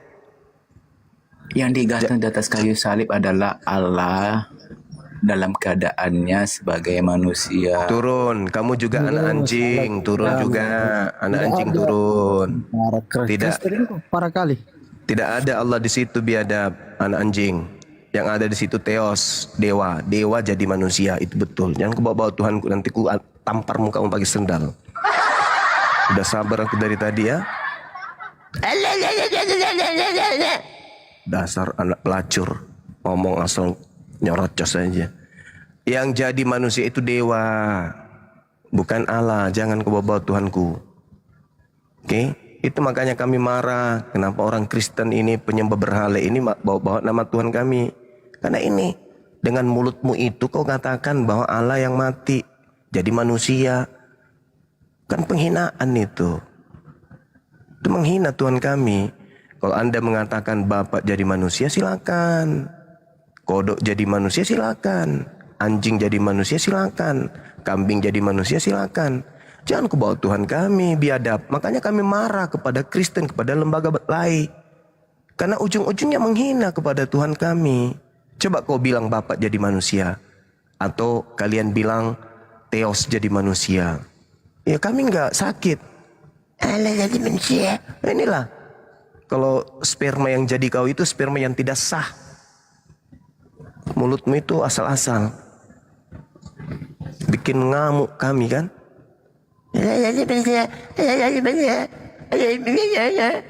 Udah salah ngotot lagi. Kasih kesempatan bicara baik-baik. Gak sadar kalau menghina kami. Boleh gak saya katakan kalau Yesus jadi kucing? Boleh gak? Yesus jadi ayam? Yesus jadi anjing? Boleh gak? Hah? Sakit gak hati kau itu? Tuhan kami jadi manusia, habis itu kalian bunuh secara terkutuk. Bikin naik darah. Itu Tuhanmu, dewa, sembahanmu dewa, Theos, Theos, Theos. Bukan Allah, Kamfred. Bikin emosi saja ini. Kalian suka cari masalah. Allah jadi manusia, Allah jadi manusia.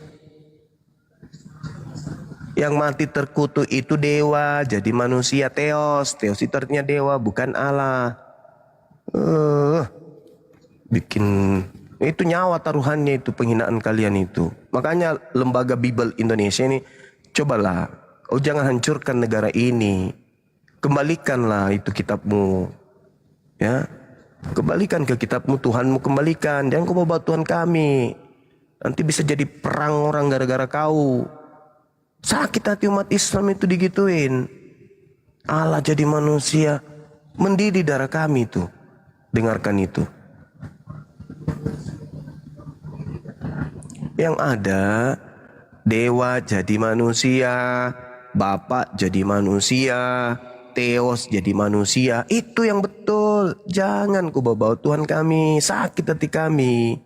Kalian kan tahu umat Islam itu nama Tuhannya Allah. Ya, dalam Latinnya ALLAH. Yang kalian ambil, lalu kalian masukkan ke dalam Bible kalian dengan kalian sembunyikan identitasnya dengan menyebutnya Allah. Katanya ajaran kasih. Kok justru secara lembaga kok kalian menista kami, menghina kami? Janganlah kayak gitu. Berhentilah menggunakan kata Allah itu, karena akan terjadi sesuatu yang betul-betul kita tidak inginkan, menyakitkan gitu loh. Hari ini memperingati kematian Allah. Aduh, sabar kali umat Islam ini. Kalau Anda mengatakan hari ini kematian Theos, kematian dewa, silakan, itu agama kalian. Jangan bawa-bawa Tuhan kami. Anda mau menganggapnya gelar apa dasarnya? Anda masuk ke KBBI.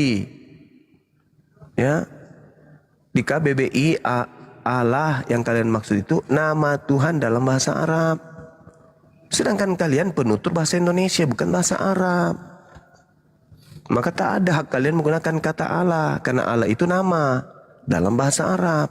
Nama siapa? Nama Tuhan. Apakah nama Tuhanmu itu Allah? Kan bukan. Ya kami kan menggunakannya sebagai gelar. Apa dasar pijakannya? Allah itu bukan gelar. Allah itu nama. Nama Tuhan dalam bahasa Arab. Tidak ada hukum yang bisa membela kalian. Nggak ada. Kami aja umat Islam ini yang sabar hadapi kalian ini. Minoritas tapi belagu kali kalian. Kalian merasa nyaman menggunakan kata alam ya, kata Allah itu. Selamat pagi. Berhentilah kalian menggunakan kata Allah. Pakailah kemudian nama Tuhan kalian dari asalnya. Theos. Theos jadi manusia.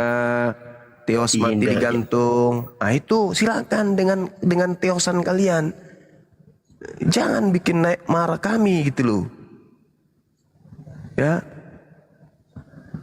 Kita saling menghargai katanya. Makanya saya bertanya, yang kalian peringati matinya ini apa? Manusiakah atau domba? Tinggal kalian jawab saja. Domba. Oh, berarti Maria melahirkan domba.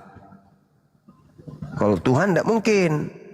Maria itu tidak mungkin melahirkan Tuhan, manusia. Cuma Allah itu huruf Latin.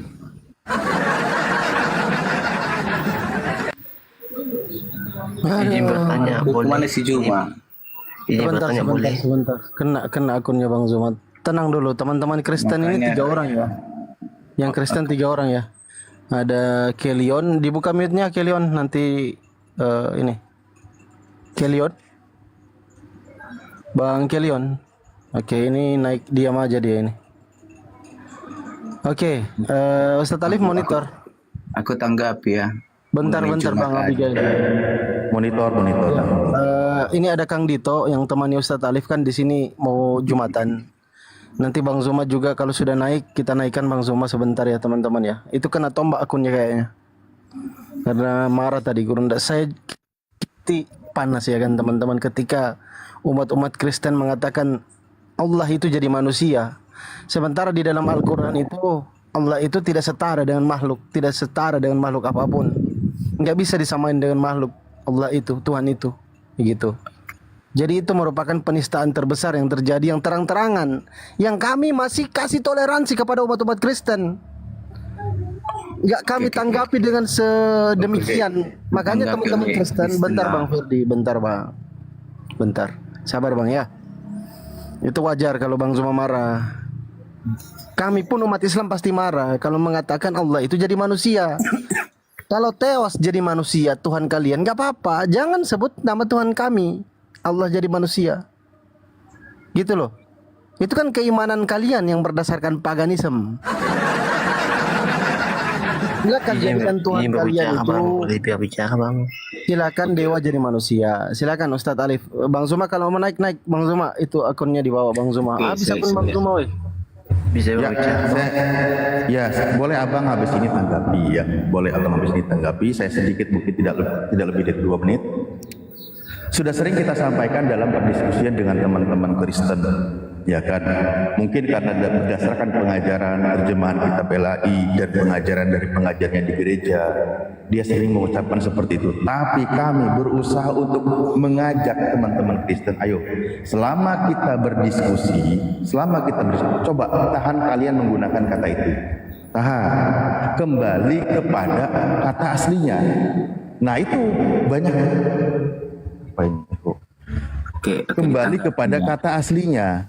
Kembali dulu biar tidak bersinggungan gitu loh, biar enak. Toh teman-teman Kristen akan bangga juga dengan menyebut istilah nama Tuhannya di dalam kitabnya berdasarkan originalnya gitu loh. Kami umat Islam bangga menyebut nama Tuhan kami berdasarkan yang tertulis di dalam kitab kami. Begitu juga teman-teman Kristen harus bangga menyebut nama Tuhannya berdasarkan yang tertulis di dalam kitabnya. Kenapa teman-teman Kristen ini nggak mau bangga menyebutnya? Kenapa? Gitu? Karena pengikut setan. Gitu. Nah, karena hanya setan yang suka berdusta. Bahayanya. Ayo, betul nggak setan itu suka berdusta? Betul. Nah, sekarang original teks nama Tuhanmu siapa? Sembahanmu itu siapa? Aku mau tanya dulu Bang Zuma. Sembahanmu itu nama aslinya siapa? Tuhan Yesus Kristus. Nah, Yesus Kristus dalam bahasa Indonesianya siapa? Allah, gitu. Nah, Yesus, terus kenapa ada Allah di dalam agamamu? Dari mana kau curi itu dari mana? Ditanggapi ya, Allah Ya, silakan wahai pendusta, pembohong, silakan. setuju ditanggapi. Ya, silakan Anda berdusta, silakan. Kebohongan dimulai. Al-Quran kan kata Allah itu kan alif lam hamzah kan. Bukan alif Latinnya lam alif hamzah kan. Latinnya apa? Latinnya Kan? Latinnya Allah itu- ALLH. Hah? Latinnya ALLH. Dari mana Anda dapatkan Latinnya seperti itu? Allah, Iya kan? Allah, Latin kan- LAH terakhirnya. Dengar Kalau Juma. cuman dengar, itu wahai kan pembohong, dari wahai pendusta, pengikut setan, dengar. Kalau Anda mengatakan ALLH berarti bacanya al. Tuhan kami Allah. Jangan kau hilangkan huruf A-nya. Karena kelihatan kali kalian itu pendusta, penipu, pembohong. Kan kelihatan cara Paulus itu yang kalian pakai. Kepada orang Yahudi ngaku Yahudi, penganut Taurat ngaku Taurat, pada Roma ngaku Roma. Untuk apa? Untuk menyesatkan orang. Masuk di Indonesia ngaku Islam, menggunakan kata Allah. Kutanya dulu samamu, jangan kau taati kata Allah ini. Saya tanya dulu, hei, anak setan. Kutanya dulu samamu. Dari mana Bible menggunakan kata Allah ini? Itu dulu yang kau selesaikan. Silakan. Dari mana Kristen menggunakan kata Allah? Silakan. Iya, dengar ya. Kita lihat dulu original Al-Quran itu. Jangan bacaan kau bahas Allah Al-Quran itu apa? kue Coba. anak setan. Jangan. Anak setan, kau bahas dari mana Bible menggunakan kata Allah di Indonesia ini. Jawab. Juma. Eja dulu bahasa Arabnya. Jangan kau bahas kitabku, Bahlul. Saya tanya dari mana Kristen menggunakan kata Allah. Cukup itu saja kau bahas. Ya eja dulu lah yang di Al-Quran. Anak Gimana? setan, kau turun. Sebelum saya injak bibirmu. Turun kau, biadab. Anak lonte, turun. Saya tanya dari mana Kristen agama dari Barat ini menggunakan kata Allah. Kau bahas pula Quran. Habis ku maki kau kan, karena kalian itu iblis.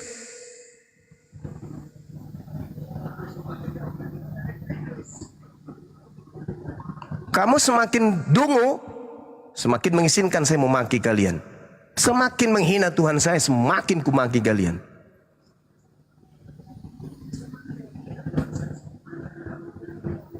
Oke, gini loh, Bang. Ya, coba kau jawab dulu. Jawab, dari mana Kristen mengambil kata Allah ini? Dari mana? Memang dari dulu ada alat di dalam Alkitab. Makanya saya tanya, dari mana Kristen agama Barat ini yang dibawa penjajah Belanda ini menggunakan kata Allah? Itu loh. Dah waktu Tuhan sudah menerapkan, mengatakan. Nah. Saya tanya baik-baik loh. Saatnya kalian memperlihatkan kebenaran dari sisi agama kalian. Kami menggunakan kata Allah karena di dalam bahasa Yunani Allah itu artinya sumpah serapah. Gitu. Kami menggunakan kata Allah karena dalam bahasa Ibrani Allah itu artinya apa? Pohon. Jujur, kami menggunakan kata Allah dari bahasa Indonesia. Allah artinya semisal atau Kamu seperti. Kamu keliru, Bang Suma. Ya, jadi kata Allah ini kalian ambil dari mana? Ya, tidak ada diambil, itu kan alasannya mengatakan. Ini kan Saudara-saudara Kristen ini, apa dasar kami marah? Karena kalian menggunakan nama Tuhan kami dengan penghinaan. Itu kan Allah berfirman, Allah sendiri yang berbicara. Ya, kalau Allah berfirman oke. Tapi kalau Allah jadi manusia, Ya ada, itu Tuhan Yesus. Allah turun ke bumi. kau dekat sini ku hantam balok-balok lehermu. Siapa itu Allah? Tuhan Yesus sendiri. Yang turun ke bumi, Allah menjadi manusia. Coba berita dek, jawab dek. Itu ditanya sama Bang Zuma. Berita, silakan buka mic. Yang mati hari ditanya aku yang mati hari nanya ini aja. itu dewa.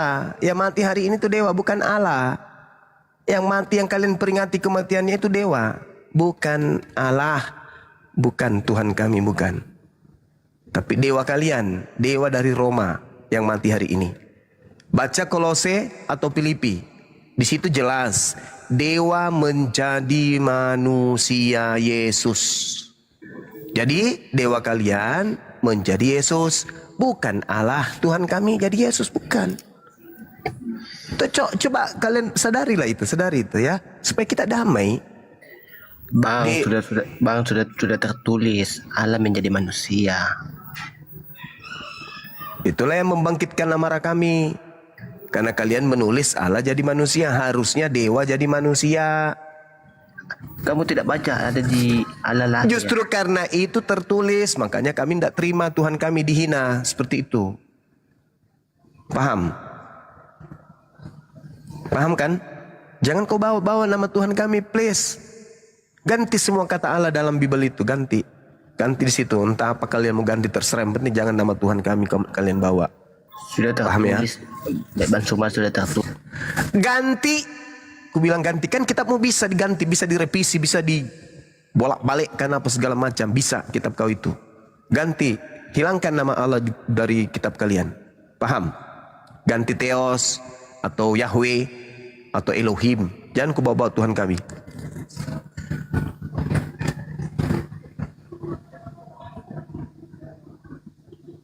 Kalian punya otak kan? Nah, punyalah otak. Kalian katanya benci kepada ajaran Arab. Kalian benci kepada Islam. Kalian benci kepada Allah. Kalian benci kepada Nabi Muhammad. Kenapa kalian pakai Tuhannya? Gak malu kalian? Pakai Tuhan kamu sendirilah sembahanmu.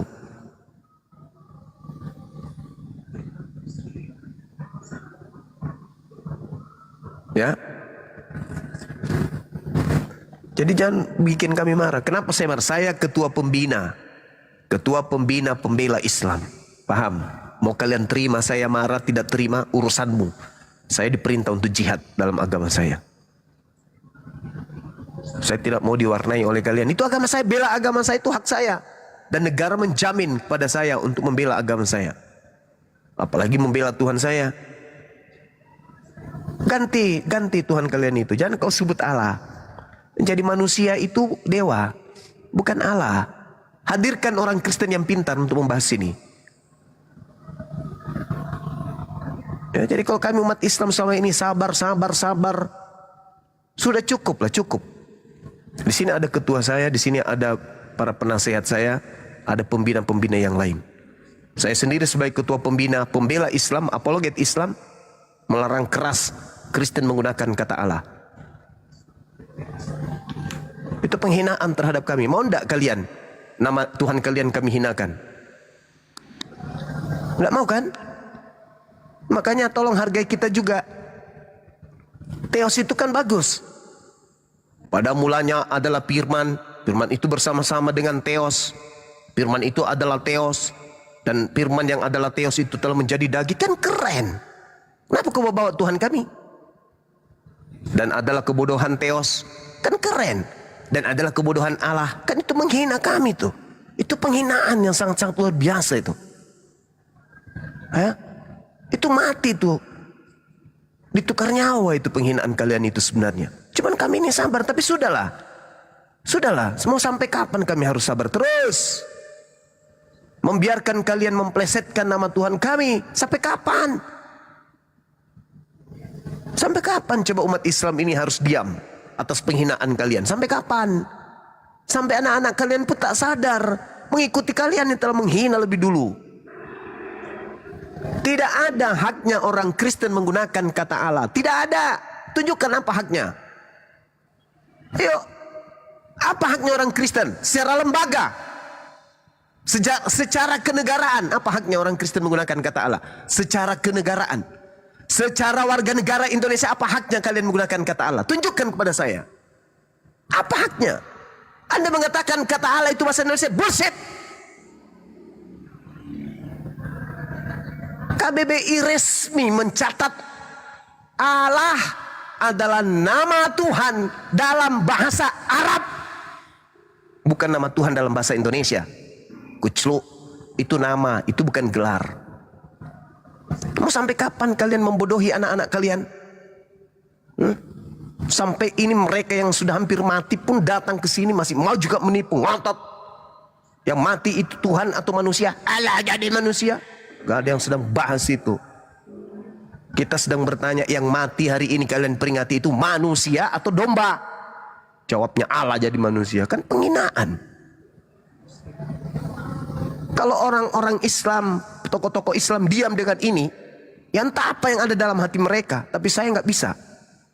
Saya manusia yang paling menolak orang Kristen menggunakan kata Allah.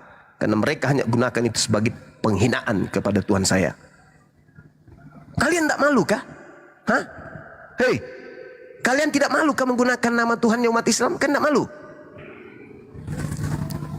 Kalian tidak malu? Gelar Tuhan yang kalian pakai itu adalah nama Tuhan umat Islam. Kalian tidak malu kah? Kalian punya otak kah? Hah? Kamu nggak malu gitu? Katanya anak-anak Tuhan. Anak-anak Tuhan kok kayak gitu caranya? Anak Tuhan itu jalankan, amalkan, ajarkan yang benar-benar aja. Nama Tuhannya umat Islam diambil, ditempatkan pada tempat yang tidak seharusnya. Malah dijadikan sebagai hinaan. Jadi kalau Anda mengatakan Allah jadi manusia, artinya Allah mati nanti dibunuh secara kutuk gitu. Kami mau terima itu seenaknya gitu. Nggak bisa kami terima itu, sakit hati kami. Allah jadi manusia, habis itu setelah jadi manusia ditampar, ditonjok, dibunuh. Enak kali kalian seenak perut kalian ngomong kayak gitu. Sudah gitu secara lembaga lagi. Aneh kalian itu. Harusnya kalian itu malu. Kalian mengatakan kami datang belakangan. Kalian mengatakan kami ini terbelakang. Kalian mengatakan kami ini pengikut Nabi yang begini bla dan begitu bla. Tapi kenapa kau menggunakan nama Tuhan kami? Hah? Tidak cukupkah itu Theos, Yahweh, Yehova, Elohim, Adonai? Banyak kali nama Tuhan kau ambil. Masuk ke Bali kau ambil juga sembahan orang Bali. Kau sampai kapan kalian kayak begini? Nanti kalau disampaikan kalian paling tersakiti, kalian paling terzalimi. Padahal kami menegakkan kebenaran. Kami tidak ingin Tuhan kami dihina. Sebagaimana kalian tidak mau Tuhan kalian dihina. Tapi kalian malah menghina Tuhan kalian sih. Malah kalian mengimani Tuhan kalian terkutuk. Berhentilah itu kawan-kawanku Kristen yang masih punya akal, berhenti. Malu sedikit.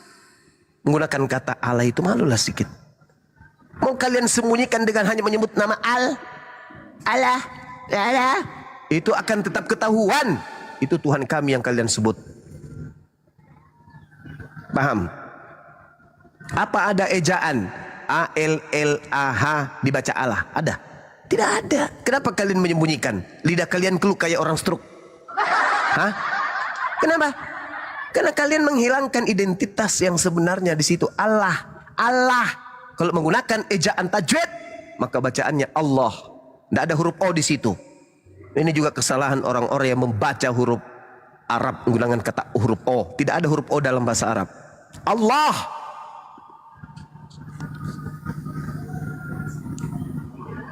Bukan Allah. Ini yang sering baca huruf O in dalam bahasa Arab ini. Bacalah Allah. Bukan solat. Solat. Bukan huruf O. Kebiasaan kalian ikut-ikutan sama orang Kristen. Sebut huruf ejaan hijaiyah dengan huruf O. Mana? Huruf Ra. Bukan Roh. Huruf Ta. Bukan Toh.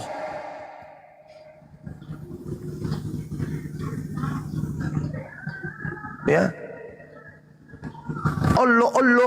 Allah.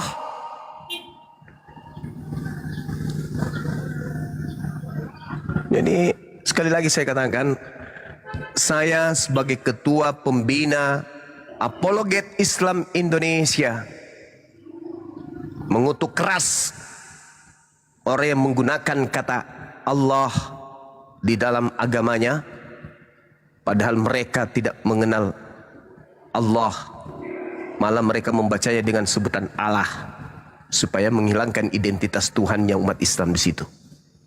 Saya kutuk keras dan saya tidak suka. tolong supaya Lembaga Bible Indonesia menghilangkan kata Allah yang kalian baca Allah. Itu Latin, betul. Asalnya dari mana? Latin itu dari bahasa Arab kan?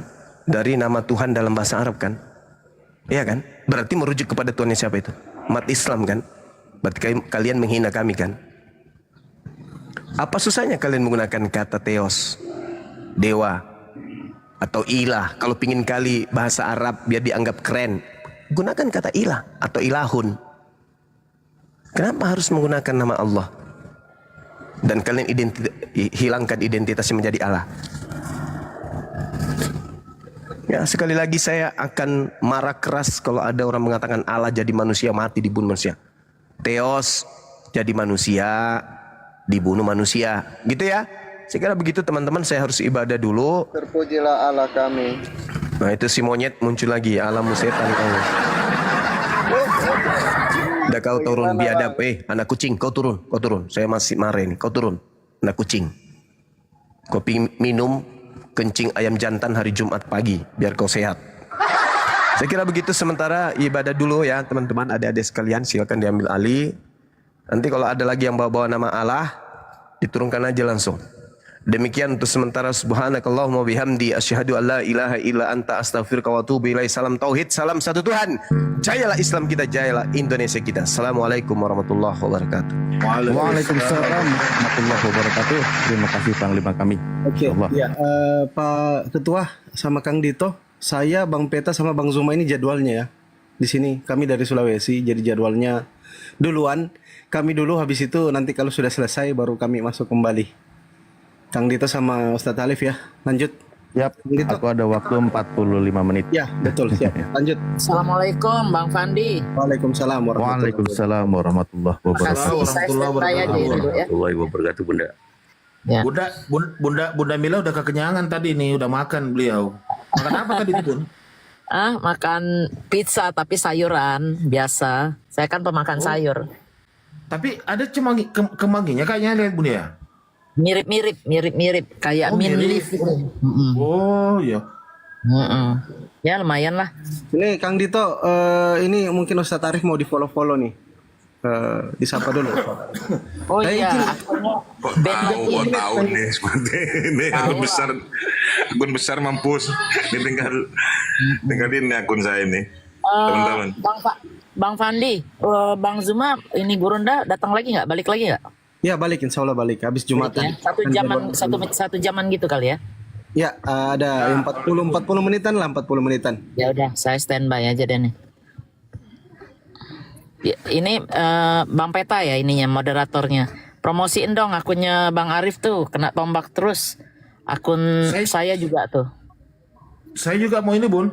Sama-sama ini Bang Fandi sama Gurunda ini wilayah. Gitu ya. Oke. Siap. Teman-teman yang untuk waktu Indonesia Timur ya? Timur. Tengah sekarang. Tenggara, iya. Aku Tenggara. Ya, yang sudah memasuki waktu sholat Jumat silakan lakukan kewajiban dulu, kecuali yang berkerudung nggak apa-apa, kan gitu ya. Oke. Ya.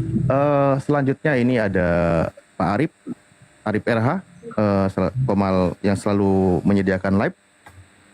Katanya banyak kena tobak dan ini akun baru, silahkan bantu di follow dan semua akun yang ada di atas. Berikutnya juga ini ada Pimpinan dan Bu Darni, silahkan yang mau unfollow boleh. Bu Darni apa kabarnya? Kepas apa kabarnya? Baik, terima kasih. Sebelum ke masuk materi pembahasan, itu sering kita bahas di temanya Komalnya Bang Fandi dan yang lain. Kita sering mengedukasi teman-teman Kristen. Ayolah teman-teman Kristen, kenali nama Tuhanmu sesuai dengan tulis dalam kitabmu. Malah justru kadang mereka yang merasa asing dengan apa yang tertulis di dalam kitabnya, itu yang sangat aneh buat kami.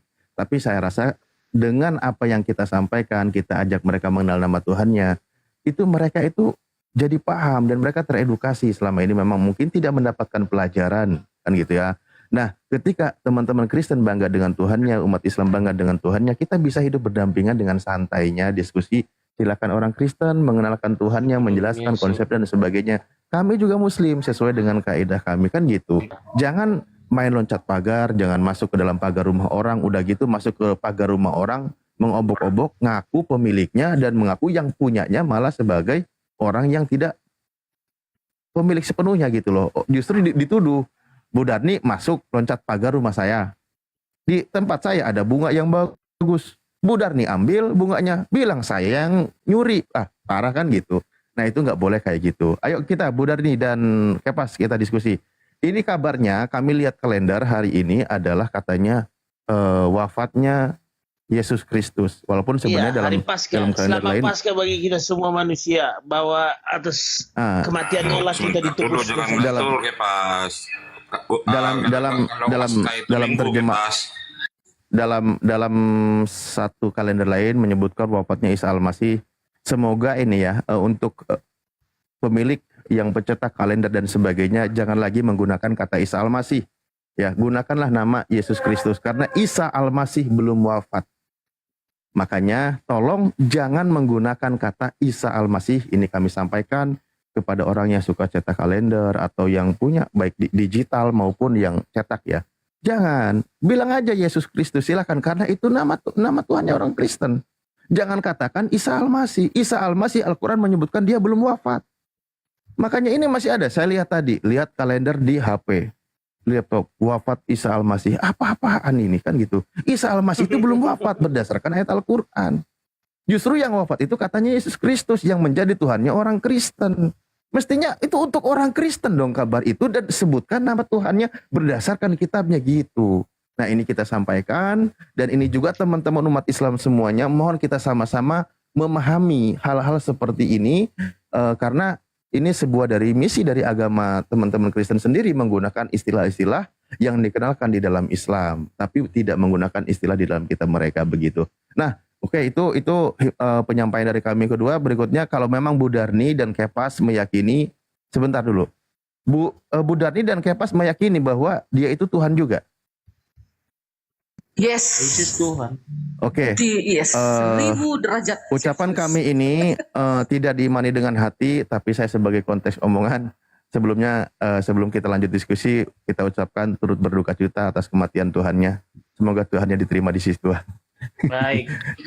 Berduka cita, tapi selama hari Paskah atas kematian Yesus lah kita diselamatkan. Ya, jadi benar ya. Orang-orang Kristen kan memang harus memberitakan kematian Tuhan kan? Betul Ustaz. Iyalah kematiannya lah darah Yesus ditebus. Enggak, kan sampai di kalender disebutkan kematiannya di hari Jumat kan gitu. Dan di dalam kitab Korintus juga disebutkan dengan minum darah ini dan makan daging ini kalian memberitakan kematian Tuhan. Artinya kematian Tuhan itu harus diberitakan oleh Kristen. Kematian Tuhannya itu harus diberitakan. Benar nggak? Coba kalian beritakan kematian Tuhan. Saya ingin dengar. Iyalah mengingat itu kan ada nanti perjamuan kudus kan dibilang inilah darahku, inilah dagingku makanlah. Itu kan roti, baru ada itu anggur. Kan nanti ada perjamuan kudus. Mengingat kematian Yesus. Oh jadi Kepas ini memberitakan kematian Tuhannya dengan minum anggur. Iyalah bahwa inilah pengorbanan Yesus ketika di kayu tiang salib. Minum anggur itu identik dengan lagi berduka atau dengan lagi happy sih sebenarnya Kepas? Mengenang lah. Minum tua dia Ustaz. Sudah kebiasaan tua dia. Jadi Kepas ini mengenang kematian Tuhannya dengan minum-minum anggur dan makan roti gitu.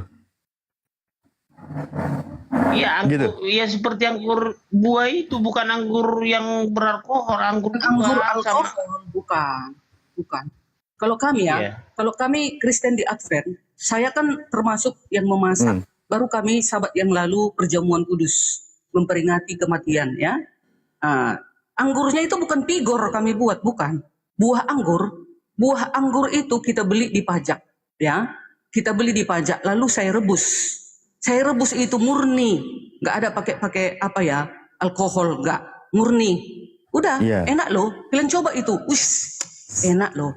Tuh. Jadi rotinya kami buat gini, tepung terigu yang nomor 1 itu dipanggang, ya kan? Nggak bisa campur-campur garam, nggak bisa asli tepung dengan mentega saja. itulah Bu Darni, melambangkan Bu Darni, dagingnya gitu. Bu Darni, baik, terima kasih. Oke, saya tidak akan membahas, mungkin nanti kalau kita kupas lebih jauh, ada juga kok yang buat ada alkohol sampai tidak sadar dan sebagainya. Tapi kan oke lah, itu bukan konteksnya Bu Darni untuk menjelaskan, karena pasti bilang itu mungkin nanti oknum dan lain sebagainya. Oke, nah pertama di sini ternyata tadi diakui oleh teman-teman Kristen bahwa Kristen itu memang Tuhannya pernah mati dan harus diberitakan tentang kematian Tuhannya. Bahkan tadi dengan cara itu minum anggur dan makan roti. Saya ingin tahu, minum anggur itu kan maksudnya apa? Minum darah Yesus? Itu melambangkan anggur itu darahnya yang tercurah di kayu salib.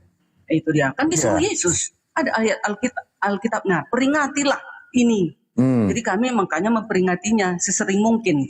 Kalau kayak kami di gereja kami, 1 tahun itu 4 kali kami perjamuan kudus. Memperingati Jadi Bu kematian Darni Yesus. ketika minum anggur dan makan roti, itu Bu Darni sedang memberitakan kematian Tuhannya dengan simbol meminum darah apa yang tercurah di dalam diri Yesus gitu. Ya, memperingati, kami mengenang masa-masa detik-detik Yesus itu tersalib, darahnya tercurah. Nah, jadi kami di situ Lalu darahnya menangis. diminum. Kami di situ menangis, bukan bergembira. Nah, tetapi kami bergembira atas kematiannya kami itu diselamatkan. Karena kami menerima dia. Sebentar Bu Darni. Jadi kematian Yesus itu menangis apa bergembira Bu Darni? Sewaktu kami perjamuan itu, mengenangnya itu menangis dong. Masa dia yang Menangis. disalib? Haturannya saya yang disalib. Nah, itu dia. Oh, jadi Bukannya malah ketika senang Yesus dosanya ditebus, Bu Darni. Iya, masalah itu dosa kita ditebus Jadi itu memang kita nangis senang. nangis apa senang nih jadinya? Lah kalau Yesusnya enggak sewaktu mengenang, disalib berarti waktu kan mengenang dosanya enggak penyaliban ditebus. itu. Sewaktu mengenang penyaliban itu, kalau bagi saya ya, kalau saya sedih gitu loh. Jadi mendingan Yesus nggak usah mati gitu maksudnya.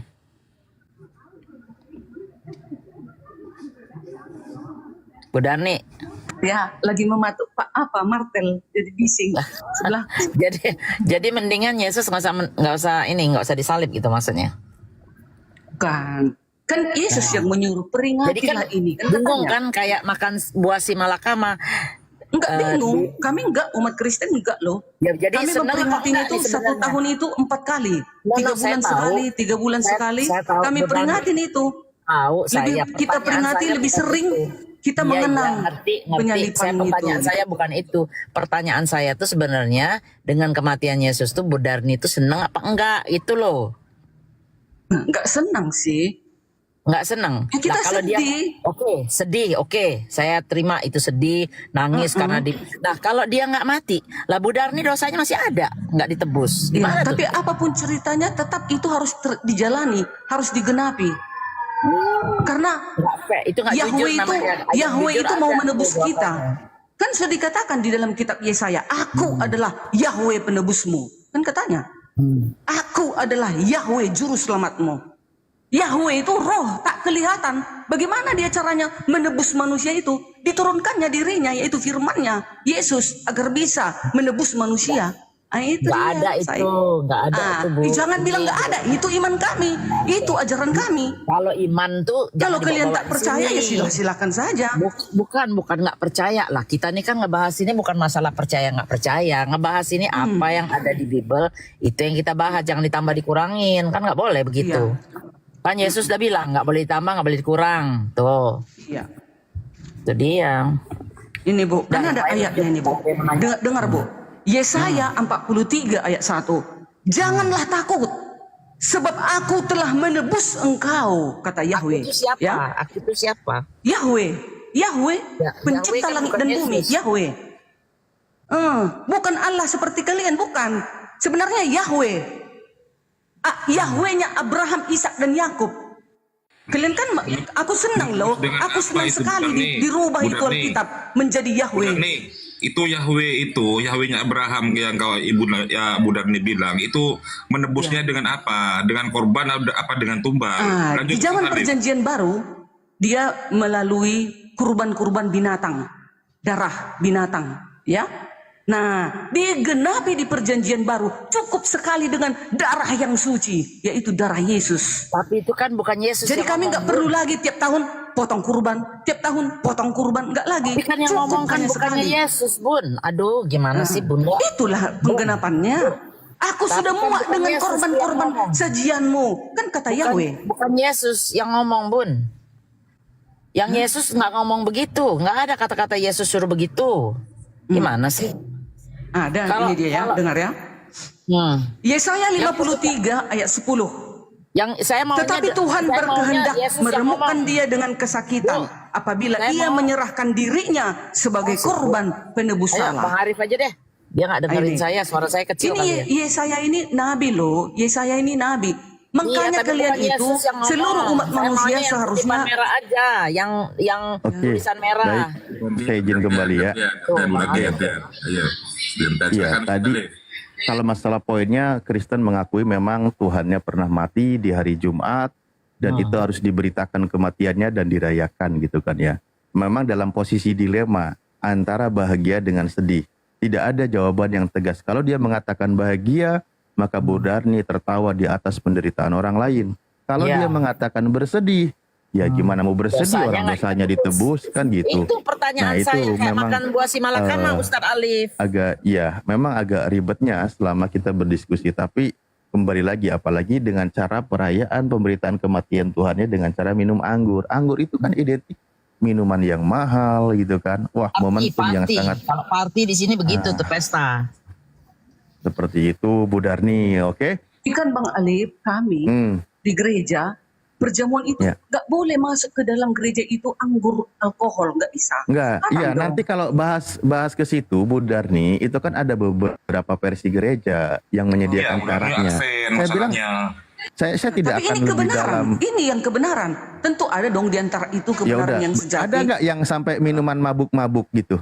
Nggak boleh haram, mabuk-mabuk itu haram. Kalau gitu, Ustadz Alif izin. Kalau gitu naikkan yang mu'alaf tuh, yang dari satu dari Katolik, satu dari Kristen. Nggak boleh dong, namanya juga mabuk-mabuk, ya diharamkan. Kan merusak. Ya, Kalau udah mabuk makanya kan saya bilang merusak tadi, iya, tapi pada realitanya nanti ada hal-hal yang sampai mohon maaf lah ya, saya tidak akan bahas lebih jauh di sini.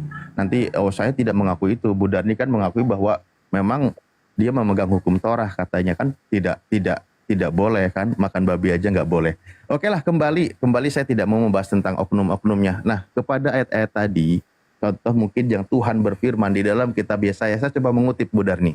Beginilah firman Tuhan penebusmu yang membentuk engkau sejak dari kandungan. Akulah Tuhan yang menjadikan segala sesuatu, yang seorang diri membentangkan langit, yang menghamparkan bumi. Siapakah yang mendampingi aku? Benar nggak ada dalil seperti ini? Benar. Di mana? Yesaya 44 nomor 24. Oke? Saya baca Yesaya 44:24. Pertanyaan kayak kuis pamili 100 saja. Baik, di sini katakan, akulah Tuhan yang membentuk engkau sejak dalam kandungan. Yesus pernah dikandung nggak? Yes, pernah. Nah, yang membentuk Yesus sejak dalam kandungan siapa? Kan dia datang sebagai manusia. Nah, di sini Tuhan berfirman, akulah Tuhan yang membentuk engkau sejak dalam kandungan. Manusia ketika dalam kandungan itu dibentuk oleh Tuhan, betul? Ya, betul. Nah, Yesus ketika di dalam kandungan dia dibentuk oleh Tuhannya. Yesus Oke. itu kan Nah. roh. Yesus itu kan hadir roh. Ya sudah lah, dia bukan dibentuk. sama dilahirkan itu Bu Darni. Beda. Yesus Sama, itu kan sama. firman Yahweh yang datang sama dikandung itu. Maria. Beda apanya yang beda? Ini siapa nih yang mau maju nih? Aku mute. Silakan Ustaz Lip, silakan Ustaz. Oke, terima kasih. Kalau saya dikasih kesempatan biar tidak terputus. Oke, nah di situ sudah jelas dikatakan bahwa Tuhan yang membentuk manusia sejak dari kandungan. Yesus manusia atau bukan Bu Darni? Manusia. Yesus datang. Yesus itu gelarnya Tuhan. Dia datang sebagai manusia. Jangan main gelar-gelaran lah nanti kita. Ya, memang gelarnya Tuhan. Yesus mengaku Gelarnya Yesus itu Tuhan. Dia datang sebagai manusia. 2 Yohanes 1 ayat 7. Siapa yang tidak percaya Yesus datang sebagai manusia, dia adalah penyesat, antikristus. betul. Manusia gelarnya kan? Iya, gelarnya Tuhan. Kenapa dikatakan gelarnya Tuhan? Datang sebagai manusia gitu loh. Ya sebagai manusia itu. Nah, berikut juga Yesus Sebelum datang sebagai manusia, Bang Alip, sebelum Yesus datang sebagai manusia, apa dia? Firman Yahweh. Yohanes 1 ayat 14. Bu Darni pelan-pelan. Kita semua datang sebagai manusia, Bu Darni. Kita semua datang sebagai manusia. Dan kita semua berasal dari Tuhan. Ada nggak di sini? Coba, Bu Darni berasal dari Tuhan atau bukan dari Tuhan? Enggak. Kalau kita bukan datang sebagai manusia, bukan. Kita memang dilahirkan memang manusia. Beda lah dengan Yesus. Yesus itu datang ada tujuannya. Tujuannya datang menyelamatkan umat manusia dari dosa, dari kutuk dosa. Oke, Bu Darni, semua kita ini datang sebagai manusia. Karena ada yang datang sebagai binatang, sebagai sapi, sebagai kambing. Itu sesuai dengan kehendak Tuhan. Dan kita datang memang sebagai manusia. Nah, datang yang sebagai manusia ini tentu dia bukan Tuhan. Karena Tuhan itulah yang membentuk manusia sejak dalam kandungan. Dalilnya Yesaya 44 nomor 42, sorry. Karena tadi sudah dibahas. Kalau Anda percaya dengan dalil kitab perjanjian lama, bahwa di situ Tuhan berfirman, akulah yang membentuk engkau sejak dari kandungan. Nah, Yesus pernah dikandung? Pernah. Yesus manusia atau bukan? Manusia. Berarti Yesus dibentuk oleh Tuhan ketika dia berada di dalam kandungan. Itu loh poinnya, Bu Darni. Ya, oke, baik. Ku ikuti kalian. Ku ikutin. Kemanusiaannya dibentuk. Oke. Kemanusiaannya itu dibentuk. Oke. Berikutnya, aku yang membentangkan langit dan menghamparkan bumi, yang seorang diri. Siapakah yang mendampingi aku? Ini kalimat sarkas dari Tuhanmu ini. Siapakah yang mendampingi aku? Ada nggak pendamping Tuhan yang menghamparkan langit, membentangkan langit, menghamparkan bumi? Ada nggak? Yang seorang diri. Firmannya. Kalau nggak dia berfirman, mana bisa? Di sini rohnya. Kalau tidak ditiupkan rohnya itu, mana bisa hidup manusia? Makanya bilang, Trinitas itu harga mati, nggak bisa dikurang-kurangi. Versi Kristen, bukan versi Yahudi, bukan versi Yesus. Artinya Yahweh itu, Elohim itu menyatakan dirinya di dalam Bapa, Yesus dan Roh Kudus. Budarni, coba sampai ada kalimat tanya, siapakah yang mendampingi aku? Itu Tuhan berfirman, siapakah yang mendampingi aku? Budarni malah kasih jawaban, ada. Wah, bahaya. Justru saya bilang ini kalimat penekanan. Tanya ini bukan ada yang mendampingi Tuhan. Yang seorang diri yang membentuk manusia sejak dari kandungan, yang membentangkan langit, yang menghamparkan bumi. Itu Tuhan seorang diri, dia berfirman. Siapakah yang mendampingi aku? Malah Budarni ngasih ada. Pantas di dalam 10 perintah Tuhan, jangan ada padamu ilah lain di hadapanku. Budarni malah melanggar itu. Karena Budarni bilang ada. Padahal di sini Tuhan berfirman seorang diri yang membentangkan langit dan menghamparkan bumi, yang membentuk manusia sejak dari kandungan. Seorang diri dia bilang. Iya betul itu. Siapakah yang mendampingi aku? Berarti nggak ada kan? Iya, dia sendiri. Ah gitu. Terima kasih. Tapi ya, dia itu kalau tidak ada firman-Nya, kayak mana dia jadilah ini. Kalau tidak ada Roh Kudus, nafasnya, bagaimana manusia bisa hidup? Makanya Trinitas itu tak boleh tawar-tawar. Baik Muslim, baik Yahudi, bahkan keyakinan agama lain pun percaya kalau Tuhan itu bisa berfirman. Justru alangkah naibnya kalau Tuhan tidak bisa berfirman. Itu bukan pembahasan yang diberatkan buat saya. Justru Tuhan berfirman. Sebagaimana dijelaskan, dia berfirman menciptakan langit, bumi, dan sebagainya. Itu udah dijelaskan gitu loh Budarni. Nah, yang berfirman inilah termasuk dia yang ketika menjelaskan tentang dirinya, dia sedang berfirman. Coba, akulah yang membentuk engkau sejak dari kandungan, membentangkan langit, menghamparkan bumi, yang seorang diri, siapakah yang mendampingi aku? Dia itu Tuhan sedang berfirman atau tidak? Dia berfirman. Berkata-kata. Iya. Loh. Apa tadi Bang? Yesaya 44 ayat. Pak Budarni, berkata-kata itu bahasa pasar Budarni. Kepada Tuhan ya gunakan kalimat yang sopan, yaitu dengan kalimat berfirman. Firman itu kan nanti berkaitan dengan ada makna titah perintah yang apa sesuai dengan kehendaknya itu terjadi. Yesaya 44, Yesaya 42 nomor 24 itu tadi saya sampaikan. 4424 itu Bu Darni, udahlah pelajaran anak SD jangan dibahas, itu sudah tuntas pembahasan kita. Nah, ketika firman Tuhan bahwa semua itu Tuhan lakukan seorang diri, siapakah yang mendampingi aku? Itu Tuhan bertanya, bukan saya. Siapakah yang mendampingi aku? Bu Darni percaya nggak ada yang mendampingi Tuhan dalam menciptakan semesta ini? Yes, percaya dong. Inilah dia pemegang firman Tuhan. Kalau kita Anda melanggar 10 perintah Tuhan. Nah, justru Tuhan bilang seorang diri. Ini gimana? Iya, firmannya itu dan rohnya itu kan seorang diri itu. Dia dirinya itu, firman itu. Dan roh itu dirinya itu. Gimana sih kalian ini? Oh, astaga naga. Tuhan yang seorang diri menciptakan segala sesuatu. Kalimatnya, ada nggak yang mendampingi Tuhan? Itu Tuhan bertanya. Iya, seorang diri dia melalui. Berarti tidak ada yang mendampingi Tuhan kan? Rohnya itu kan nafasnya. Gimana dia menghidupkan manusia itu kalau tidak dihembuskannya kepada manusia itu, rohnya itu, nafasnya itu. Pertanyaan saya, jadi Tuhan seorang diri atau tidak? Seorang diri dia itu, Ya sudah, kalau seorang diri berarti tidak ada yang mendampingi Tuhan, betul? Iya, sendiri dia. Selesai. Tapi melalui roh dan firmannya.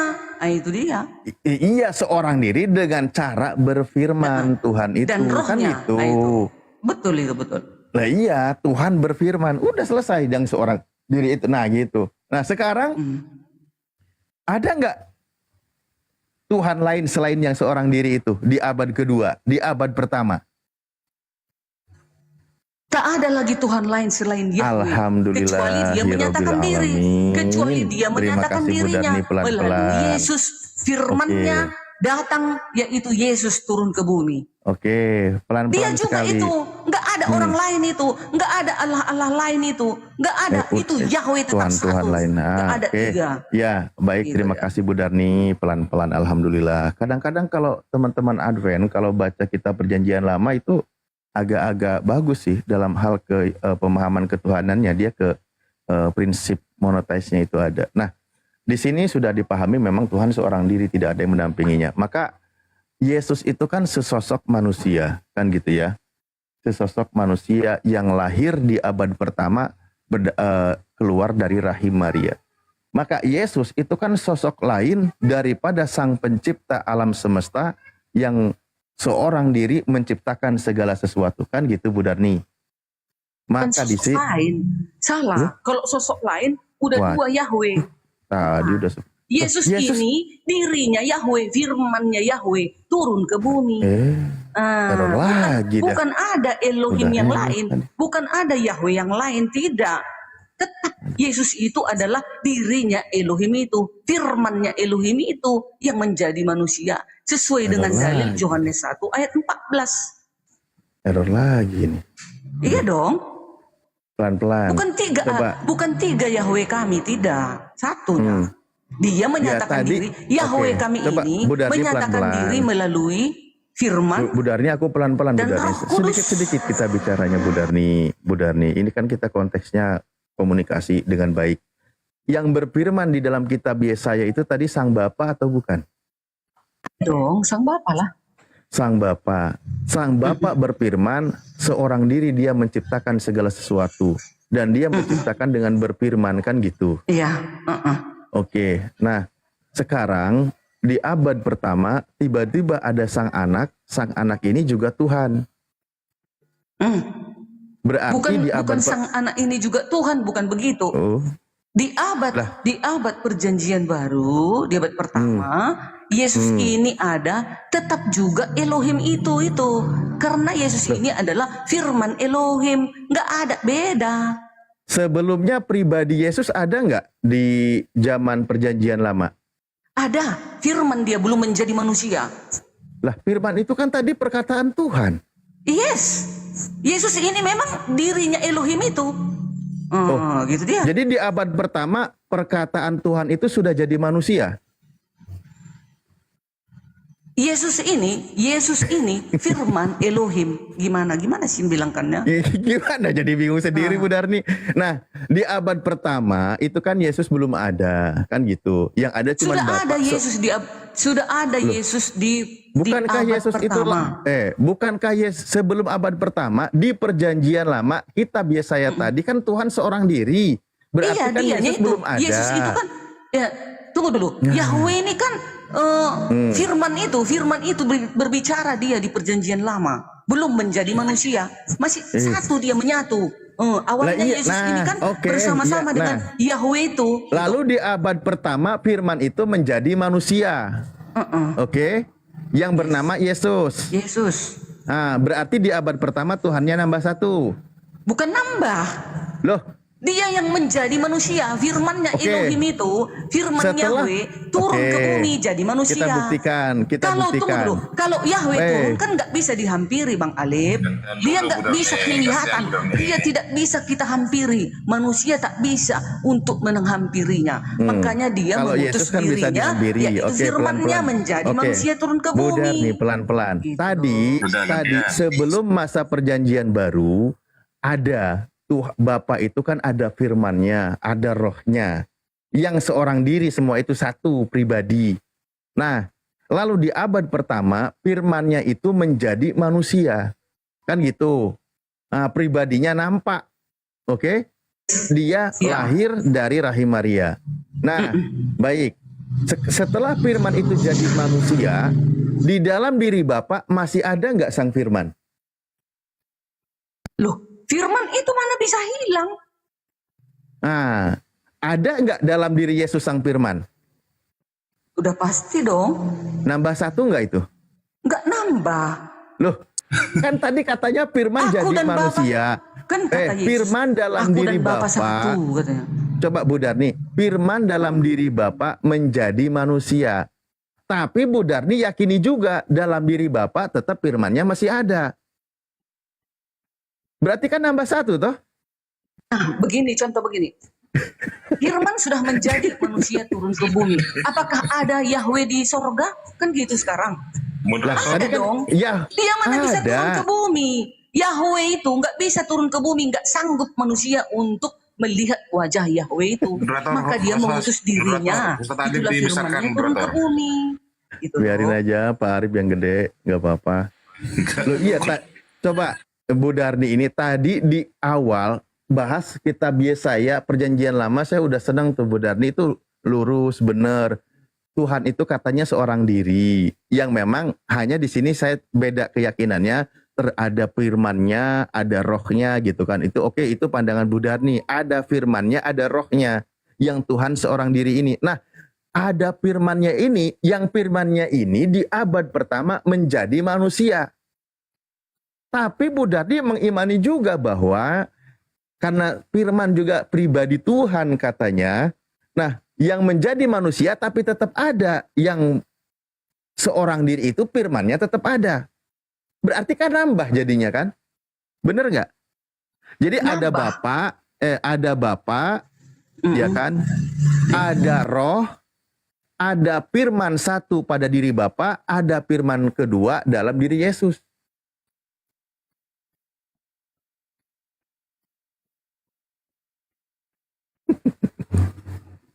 Udah, aku ya. Udah ya. Nah, makanya begini loh. Konsep. Nah, sekarang konsep keberadaan nambah satu Elohim Tuhan. itu bukan keberapaan Elohim itu, bukan ya. Cara kita mengenalnya bagaimana? Nah, makanya kita belajar begini loh. Yahweh itu menyatakan dirinya di dalam Bapa, Yesus dan Roh Kudus. Harusnya Yahweh itu gimana lagi nih? Yahweh menyatakan dirinya dalam Bapa. Iya, dia menyatakan dirinya dalam Bapa. Yahweh itu siapa? Yesus. Bapak itu siapa? Kok aduh Mak, banyak kali Tuhannya Bu Darni ini ah. Bukan banyak. Kolektor Tuhan ini Bu Darni. Yesus ini kan hakikatnya itu kan Yahweh. Roh Kudus ini kan hakikatnya Yahweh. Bapak hakikatnya Yahweh. Bapak hakikatnya Yahweh. Iya kan? Jadi ada berapa Yahweh? Satu Yahweh. Tadi disebut ada berapa? Sama seperti contoh-contoh, tunggu dulu. Si Diarne ini, hakikatku apa? Manusia kan? Di dalam manusiaku ini ada tubuh, roh, dan jiwa. Apa 3 si Diarne? Kan 1. Begitulah keberadaan Yahweh kami itu. Jangan kalian bilang Yahweh kami 3. Enggak, 1 tetap. Hanya dia menyatakan diri melalui itu tadi. Yesus, Roh Kudus. Nah itu. Bu Darni. Makanya tunggu dulu Bang Alip. Makanya nanti menghakimi siapa? Yang menjadi manusia ini. Karena Yahweh ini kan roh, tak kelihatan. Nah, jadi yang untuk menghakimi dunia ini nanti, yang menyatakan diri menjadi manusia itulah, kan kelihatan. Maka dialah nanti menghukum seluruh manusia ini. Begitu kami, yang saya tahu. Bu Darni. Oke. Silakan. Ya itu kan kembali bahwa ranah ke dalam doktrin iman Bu Darni memang selalu memposisikan dan mengagungkan Yesus. Yesus sendiri berkata, jangan kau kira aku akan mendakwa kamu di hadapan Bapa. Nabi Musa lah yang akan mendakwa kamu di hadapan Bapa, yang engkau harapkan yang menjadi pengharapan itu di Yohanes 5 nomor 38, 36, 37, 38. Pokoknya di situ dari 35 itu. Ada juga yang mendakwa Bani Israel itu Nabi Musa juga sama. Yang akan mendakwa manusia. Dan Yesus sendiri ketika dia menghakimi, itu bukan otomatis Yesus itu seenaknya, bukan. Yesus itu mengikuti instruksi. Berdasarkan apa? Berdasarkan instruksi yang dia terima dari Bapa yang namanya firman. Yesus menerima firman dari Bapa yang diajarkan di tengah-tengah Bani Israel, kalimat-kalimatnya harus dipegang. Ketika nanti di hari penghakiman, kalimat itulah yang akan menjadi hakimnya. Contoh, ketika Yesus berkata bahwa dengarlah wahai orang Israel, Elohim adalah Tuhan kita, Tuhan yang Esa. Itu prinsip yang disampaikan oleh Yesus. Bahwa Elohim itu, Yahweh itu Tuhan kita, adalah Tuhan yang Esa.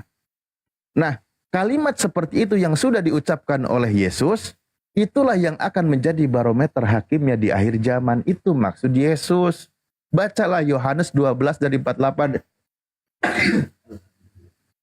Dari Yohanes 12 dari 48 sampai 50. Itu ucapan Yesus. Contoh, Bu Darni, tadi kalimat Yesus. Kalau Yahweh adalah Tuhan kita, Tuhan yang Esa, di situ Yesus Tuhan atau bukan? Yes. Yesus kan gelarnya Tuhan. Yesus bilang, Yahweh adalah Tuhan kita. Iya. Yahweh adalah Tuhan kita. Dia berkata seperti itu sebagai manusia. Ya, iya betul. Di bumi. Iya, dia kan berkata seperti itu. Tapi Yesus ini kan gelarnya Tuhan. Itulah ajaran Yesus, betul? Betul, gak salah itu. Nah, itu ajaran Yesus. Yesus mengajarkan Yod-He-Vav-He, Tuhannya Bani Israel, itu adalah Tuhan kita. Tuhannya Yesus dan Tuhannya ahli Taurat. Itu ajaran Yesus. Karena Yesus berkata Tuhan kita, bukan kita Tuhan, gitu loh. Tapi Yesus berkata Tuhannya Nabi Musa, karena di situ Yesus sedang mengutip pernyataan Nabi Musa. Sedang mengutip pernyataan kitab Torah Musa. Yang dia katakan bahwa Elohim Yod-He-Vav-He adalah Tuhan kita. Tuhannya Yesus dan Tuhannya ahli Taurat. Adalah Tuhan yang Esa. Berarti Yesus tidak terlibat. Ketika Nabi Musa berkata seperti itu, apakah Nabi Musa terlibat? Dia itu juga Tuhan? Berpikir sejenak coba Bu Darni. Tidak, beda dengan Musa. Lah, sementara Yesus sendiri mengutip pernyataan Nabi Musa. Dengan Yesus. Jauh beda, jauh kelas. Bukan Bu Darni, pelan-pelan. Markus 12 nomor 29, Yesus berkata seperti itu berdasarkan kitab Ulangan 6 nomor 4. Saya yakin Anda setuju. Oke? Artinya Yesus mengulang pernyataan Nabi Musa. Ketika Nabi Musa berkata, Yod-He Adonai Eloheinu Adonai Ehad, bahwa Tuhan Elohim adalah Tuhan kita, adalah Tuhan yang Esa. Nabi Musa terlibat nggak kalau dia itu Tuhan? Tidak. Nah, Yesus mengulang pernyataan Nabi Musa. Dia berkata, Adonai Eloheinu, Adonai Ehad. Bahwa Elohim adalah Tuhan kita, yaitu Tuhan yang Esa. Berarti kutipan Yesus ini juga sama posisinya dengan Nabi Musa. Posisi Yesus tidak terlibat dirinya sebagai Tuhan. Dia justru berkata, Tuhan yang Esa itu adalah Tuhannya Yesus dan Tuhannya ahli Taurat. Berpikir sejenak coba Bu Darni. Oke, Gunakan aku ya. akal sehatnya. Nah, sewaktu Yesus berkata Yahweh adalah Tuhan kita, posisinya di situ kan di bumi. Sebagai manusia dia berkata seperti itu. Itulah yang akan menjadi hakimnya nanti. Gelar Yesus ini tidak bisa berubah. Karena Yahweh sendiri memfirmankan kepada malaikat bahwasanya Yesus ini adalah Tuhan dan Juru Selamat. Kenapa dia berkata lagi Yahweh adalah Tuhan kita? Posisinya sebagai manusia di bumi. Oke, baik. Pelan-pelan. Karena Bu nanti Darni, kan, tunggu dulu. Karena nanti kan Yesus ini kembali kepada firman itu tadi. Kembali ke asalnya. Sesuai dengan Yohanes 1. memang Karena sulit sih pada kalau sudah mulanya doktrin adalah Trinitas. firman. Oke. Firman itu Baik. dulunya bersama-sama dengan Yahweh. Firman Baik. itu menjadi manusia. Coba, Bu Firman Darni, itu adalah Yahweh. Bu Darni. Gampang kan? Elohim, Tuhan yang Esa tadi, menggelari Yesus sebagai hamba, Anda setuju atau tidak? Ya, utusan. Kan ke bumi diturunkan. Iya. Anda setuju kan Merendahkan kalau diri Yesus ke itu bumi. Anda setuju kalau Yesus itu adalah hamba Tuhan berdasarkan Ya, ada pernyataan ayatnya. Tuhannya. Nah, Yes. di situ berarti pembeda antara sang pengutus dengan yang diutus. Ya, sang pengutus Elohim, Tuhannya Nabi Musa itu gelarnya Tuhan. Yesus sebagai yang diutus, dia itu sebagai hamba Tuhan. Sekarang hamba dengan Tuhan sama atau beda? Beda. Yesus sendiri yang validasi. Seorang hamba tidak lebih tinggi daripada tuannya. Begitu juga seorang utusan daripada dia yang mengutusnya. Yohanes 13 nomor 16. Yesus sebagai hamba, Yesus sebagai utusan, posisinya berbeda dengan Tuhan dan pengutus. Yesus digelari oleh Elohim tadi yang mengutus Nabi Musa. Dia sebagai hamba Tuhan. Dan Yesus memvalidasi itu, dia posisinya tidak sama keberadaannya. Seorang hamba tidak sama dengan Tuhannya, dan seorang utusan tidak sama dengan yang mengutusnya. Itu pernyataan Yesus. Inilah yang akan menjadi hakimnya pada akhir zaman. Yesus pengakuannya sudah banyak, pernyataannya sudah banyak. Selama dia hidup, selama dia 3 tahun lebih, dia mengajar di tengah Bani Israel, kalimat-kalimatnya itu tentang ketuhanan. Dia selalu mengajarkan prinsip yang sama dengan Bani Israel, dengan kalangan bangsa Yahudi, dengan pemegang kitab Torah Musa dan kitab para nabi. Itu ajaran Yesus. Tapi tiba-tiba nanti entah dari oknum mana, entah dari siapa lagi yang mengajarkan kalau dia itu juga bagian dari Tuhan. Maka Yesus berkata, firman yang telah aku ajarkan, yang telah aku sampaikan, itulah yang akan menjadi hakimnya pada akhir zaman. Akhirnya apa? Kembali kepada ucapan Yesus, pengajaran Yesus ketika dia masih mengajar. Begitu polanya Bu Darni. Berpikirlah sejenak. Jangan fokus pada kolektor ngumpulin aja, jadinya nggak mau terima kebenaran. Apakah, kan tadi pertanyaan Bang Alif, apakah hamba dengan Tuhan sama atau tidak? Yesus ini, sewaktu dia datang ke bumi ini, dia adalah sebagai utusan. Yes. Dia dikatakan juga sebagai hamba. Yes. Kan dia merendahkan diri turun ke bumi ini. Dia sebagai hamba, dia sebagai utusan. Lihat, nyatanya di akhir zaman, kan siapa yang membangkitkan manusia ini? Kelak di akhir zaman, Yesus kan? Setelah kembali kepada asalnya dia. Setelah Yesus ini kembali, sekarang di mana Yesus itu berada? Dia sekarang berada di tahtanya di kerajaan surga, berkuasa. Matius 28 ayat 18. Makanya nanti akan turun kembali untuk menghakimi dunia. Mana ada para nabi ayatnya akan turun ke dunia untuk menghakimi. Itu Pasti dalilnya bukan makanya Yesus selama hidup, tapi selama dia habis bangkit dari kematian. Kenapa Makanya orang banyak Yahudi, kejanggalan. Bang Alif, Bu Darni, kenapa orang Yahudi masih menunggu Mesias sampai hari ini? Siapa Mesias yang mereka tunggu? Pasti Tak kembali kenal ke mereka. Jangan panggil si Billy ke sini ya, aku malas, jangan. Enggak. Siapa yang ditunggu orang Yahudi? Mesias. Nggak kenal mereka. Mereka tidak percaya Mesias Yesus itu nanti kan akan yang turun. diurapi. Bu Darni, Mesias itu kan yang diurapi oleh Tuhan, bener nggak? Artinya Mesias itu yang diurapi. Iya, yang diurapi oleh Tuhan. Berarti Yahudi bukan menanti Tuhan, tapi menanti penolong yang bukan Tuhan. Karena Mesias itu yang Mereka nggak diurapi tahu oleh Tuhan. siapa yang datang. Mereka nggak ngerti siapa Mesiasnya itu. Mereka menolak dia itu Yesus sebagai sadarnya Mesias. itu manusia, bukan Tuhan, Bu Darni. Iya, tapi kan orang Yahudi menolak Yesus sebagai Mesias kan? Mana percaya mereka karena lahir di kandang domba. Apalagi Masa sebagai Mesias Tuhan. lahir di kandang domba? Kan kata mereka. Bu Darni, Mesias aja oleh Yahudi ditolak, apalagi sebagai Tuhan. Gimana sih Bu Darni ini? Hanya nanti di akhir zaman. Bu Darni, Nanti di ini akhir zaman. ada host sudah Sedangkan kembali. kalian Islam Saya aja mau menunggu persiapan mau kedatangan Jumatan Yesus. di sini. Masih ada Iya kan? 20 menit, Bang Alif? 15 menitan lagi lah kurang lebih. Bang Gini Bu Alif, Darni, kan kalian juga menunggu kedatangan Isa Al-Masih kan? Untuk menghakimi kan? Isa Al-Masih, di dalam hadis Sahih Muslim 127 tertulis Isa Al-Masih akan turun di tengah-tengahmu sebagai hakim yang adil. Emangnya ada dua hakim yang adil? Hanya Yesus, hanya Isa. Isa bahasa Aramaik, Yesus bahasa Yunani, Yosua Al-Masih bahasa Ibrani. Baik. Kita pembuktian. Yang akan diusir dalam penghakimannya itu nanti oleh Yesus itu orang Kristen atau orang Islam? Nah,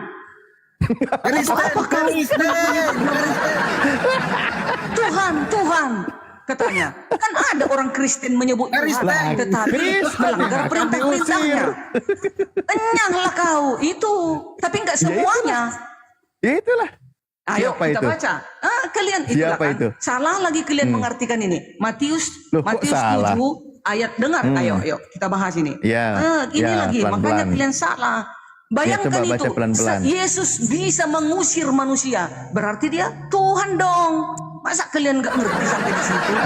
Dia bisa mengusir manusia. Satpol PP aja bisa ngusir, mau dituhani Kemana nanti. para nabi? Kemana?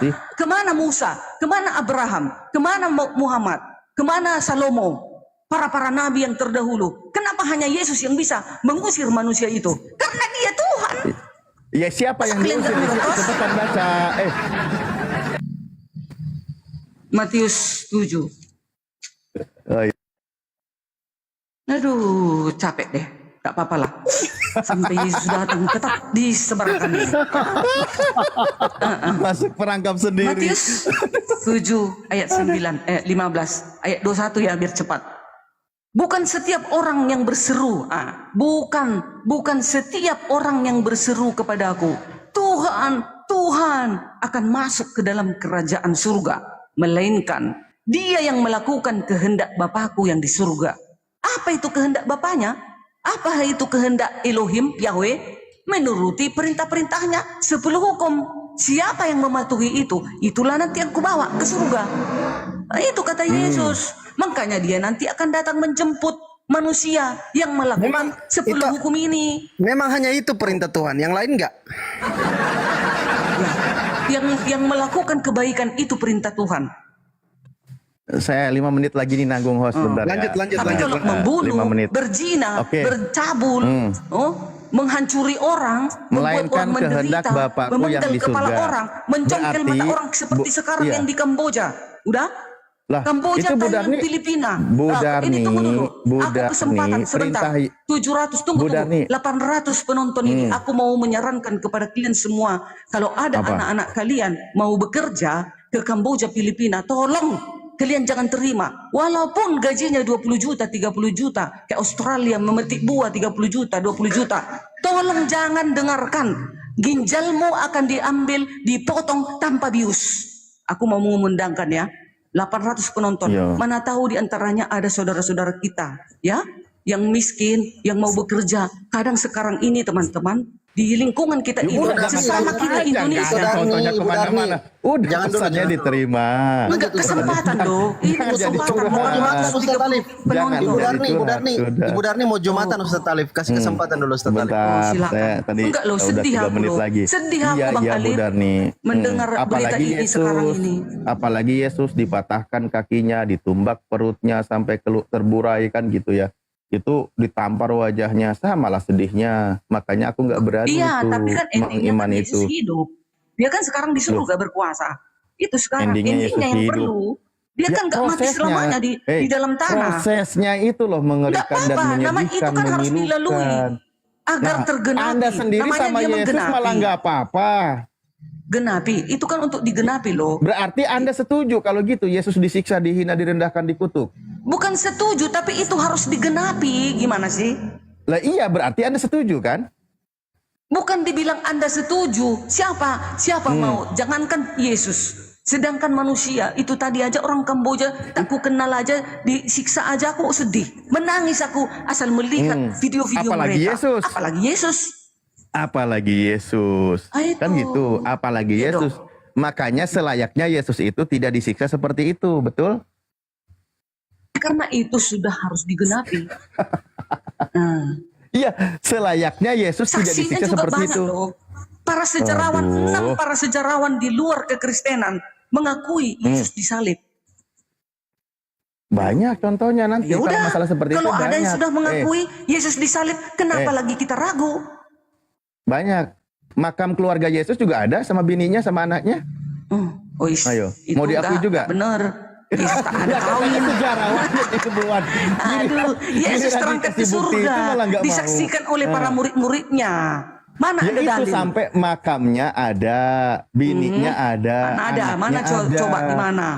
Di mana ada makam Ada itu, Bu makam Darni. istri Yesus? Coba.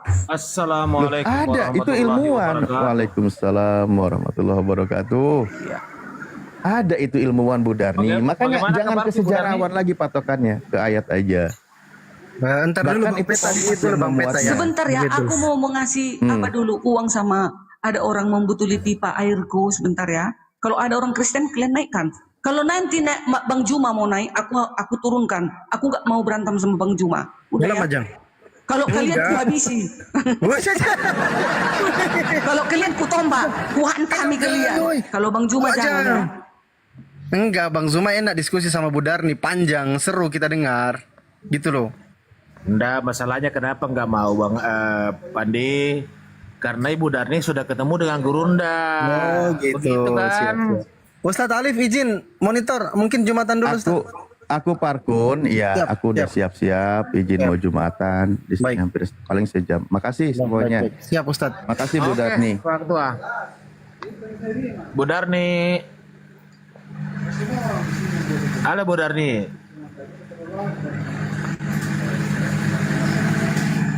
Ntar mau Bu bayar Darni. ini dulu. Mau bayar ini dulu beliau, mau bayar apa? Orang yang beli pipa katanya. Coba masih ada teman-teman Kristen yang lain di bawah mungkin yang mau naik silakan. Masih ada, kita siapkan kursi. Coba kita naikkan ya. Biar lebih enak diskusinya.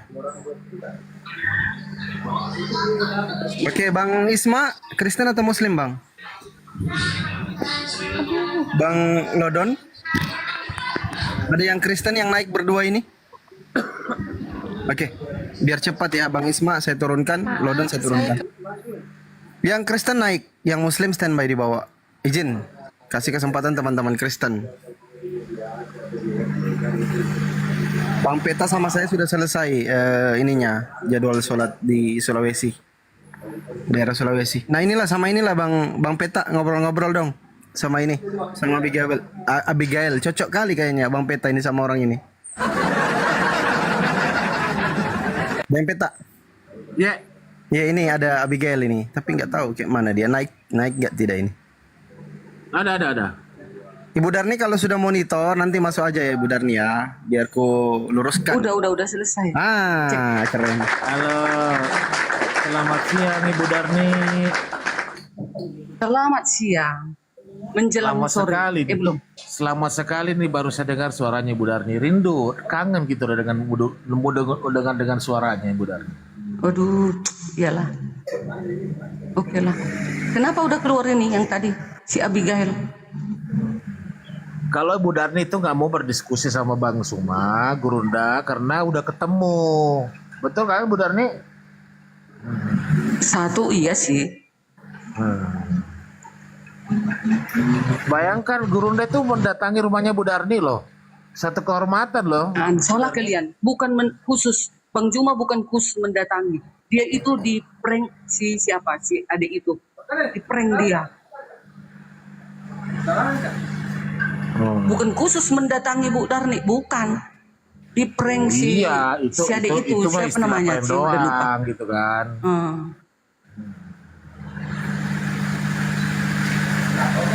Ya, entah kenapa ya, aku nggak mau lagi aku berdebat dengan Bang Juma. So, Tapi Bu Darni, sekarang kan bukan ada yang lain ya, enggak ya. Bu Darni gini, waktu ketemu dengan Gurunda itu kan, itu kan beda sekali kan dengan karakternya kalau dia debat kan, orangnya sangat lembut kan. Apalagi kayak tadi, ngeri kali suram. Iya, tapi aslinya waktu ketemu enggak kan? Baik kali dia waktu aslinya. Makanya, sepertinya nggak ada. makanya. Rana-rana marah nggak ada. Itulah kita kan sama dengan Ibu Darni. Kalau mungkin di komal-komal begini kan garang kalau ngomong ya. Tapi kalau ketemu pasti lembut. Iya, itulah kayak Bang Juma itu sama si adik itu. Paling senang aku mereka datang. Bu Darni memang hatinya baik loh. Hanya memang suaranya ini aja yang apa. Memang tipe-tipeku dalam debat ini memang penyerang gitu loh. Kita kan sudah tahu kalau karakter saudara-saudara kita dari Batak kan gimana gitu loh. Suaranya memang keras tapi hatinya lembut gitu loh. Iya. Oke, ini yang naik berdua ada yang Kristen, Diafian sama Oke, Bang Mila, Mbak ini kayaknya. Mila Karmila Kristen atau Muslim? Oke, kepencet ya. Silakan lanjut Bang Peta. Iya. Bu Darni, apa yang kita bisa diskusikan Bu Darni kira-kira ya? Kita ngobrol santai aja ya Bu Darni ya, nggak usah kita tarik-tarik ulah yang gitu kan, yang nyantai-nyantai aja. Gini aja, aku gini aja. Kita kan udah tahu Tuhan kita itu siapa. Kayak kami Kristen, Tuhan kami Yesus, ya, yang datang ke bumi. Kan gitu. Sekarang apa yang harus kita lakukan di sepanjang hidup kita ini agar kelak jika kedatangan Tuhan kita itu kembali datang menjemput kita, membawa kita ke kerajaannya, apalah yang harus kita lakukan di hidup ini? Itu yang paling penting. Untuk apa kita debat-debat tapi saudara-saudara kita nggak mau tahu. Nah, contoh seperti sekarang kita dengarkan berita di mana-mana, PKI yang sekarang ini disiksa, disetrum sampai dicongkel matanya, diambil ginjalnya tanpa dibius. Di mana kasihnya itu? Itu Darni. Coba kita ini ya masuk ke konteks diskusi aja itu Darni. Jangan melebar kemana-mana. Ini loh. Maksudnya kan itu kan kasih juga loh. Bentar itu. Itulah Ini kan yang gini. harus kita lakukan. Gini toh, aku ada satu tema yang mau ku angkat sama Ito. Nanti Bang Peta yang lanjutin ya. Tema ini berbicara tentang ada penyesat atau Yesus palsu, Kristus palsu di dalam Bible itu. Ini kan sering dibahas juga ini ya kan, Ito. Ini sering dibahas. Menurut Ito, sudah benar ini Yesus yang Ito ikuti. Ini sudah Yesus asli atau hanya Yesus yang dibuat orang sehingga menyerupai Yesus asli ini Ito? Silakan Ito. Mungkin itu bagus dibahas Ito. Iya. Ada penyesat atau Yesus palsu gitu ya, palsu. Nah, sementara di dalam Galatia 1 ayat 12 hanya satu Injil. Hanya satu Injil. Itulah yang sekarang ada yang kami pegang karena yang pegang Injil hanya kami. Kan gitu. Injil itu apa isinya? Kabar baik tentang kedatangan Yesus dan kabar baik tentang penyelamatan manusia. Kan gitu. Nah, sedangkan di dalam Injil mengatakan Yesus ini akan menyelamatkan umat manusia, bukan hanya umat Kristen, seluruh umat manusia. Nah, ternyata teman-teman selalu mengabarkan di dalam room-room ada Yesus yang palsu. Loh, kan merinding kita mendengarkannya. Tapi nggak apa-apa. Mau kalian bilang pun Yesus itu palsu atau bagaimana, nyatanya terakhir kali yang akan datang di akhir zaman Yesus kami itu. Nah itu silakan. Endingnya yang perlu. Ternyata di dalam hadis mengatakan Yesus akan datang, Isa Al-Masih akan datang. Di dalam Alkitab mengatakan Yesus akan datang ke dunia untuk menghakimi. Yesus akan membangkitkan orang di akhir zaman. Yohanes 6 ayat 40. Tapi kalian selalu berdiskusi Yesus palsu. Ya itu nggak tahu aku. Silakan terserah kalian. Ayo. Coba itu tanggapi dong Wahyu itu. Wahyu 5 nomor 6 kalau nggak salah.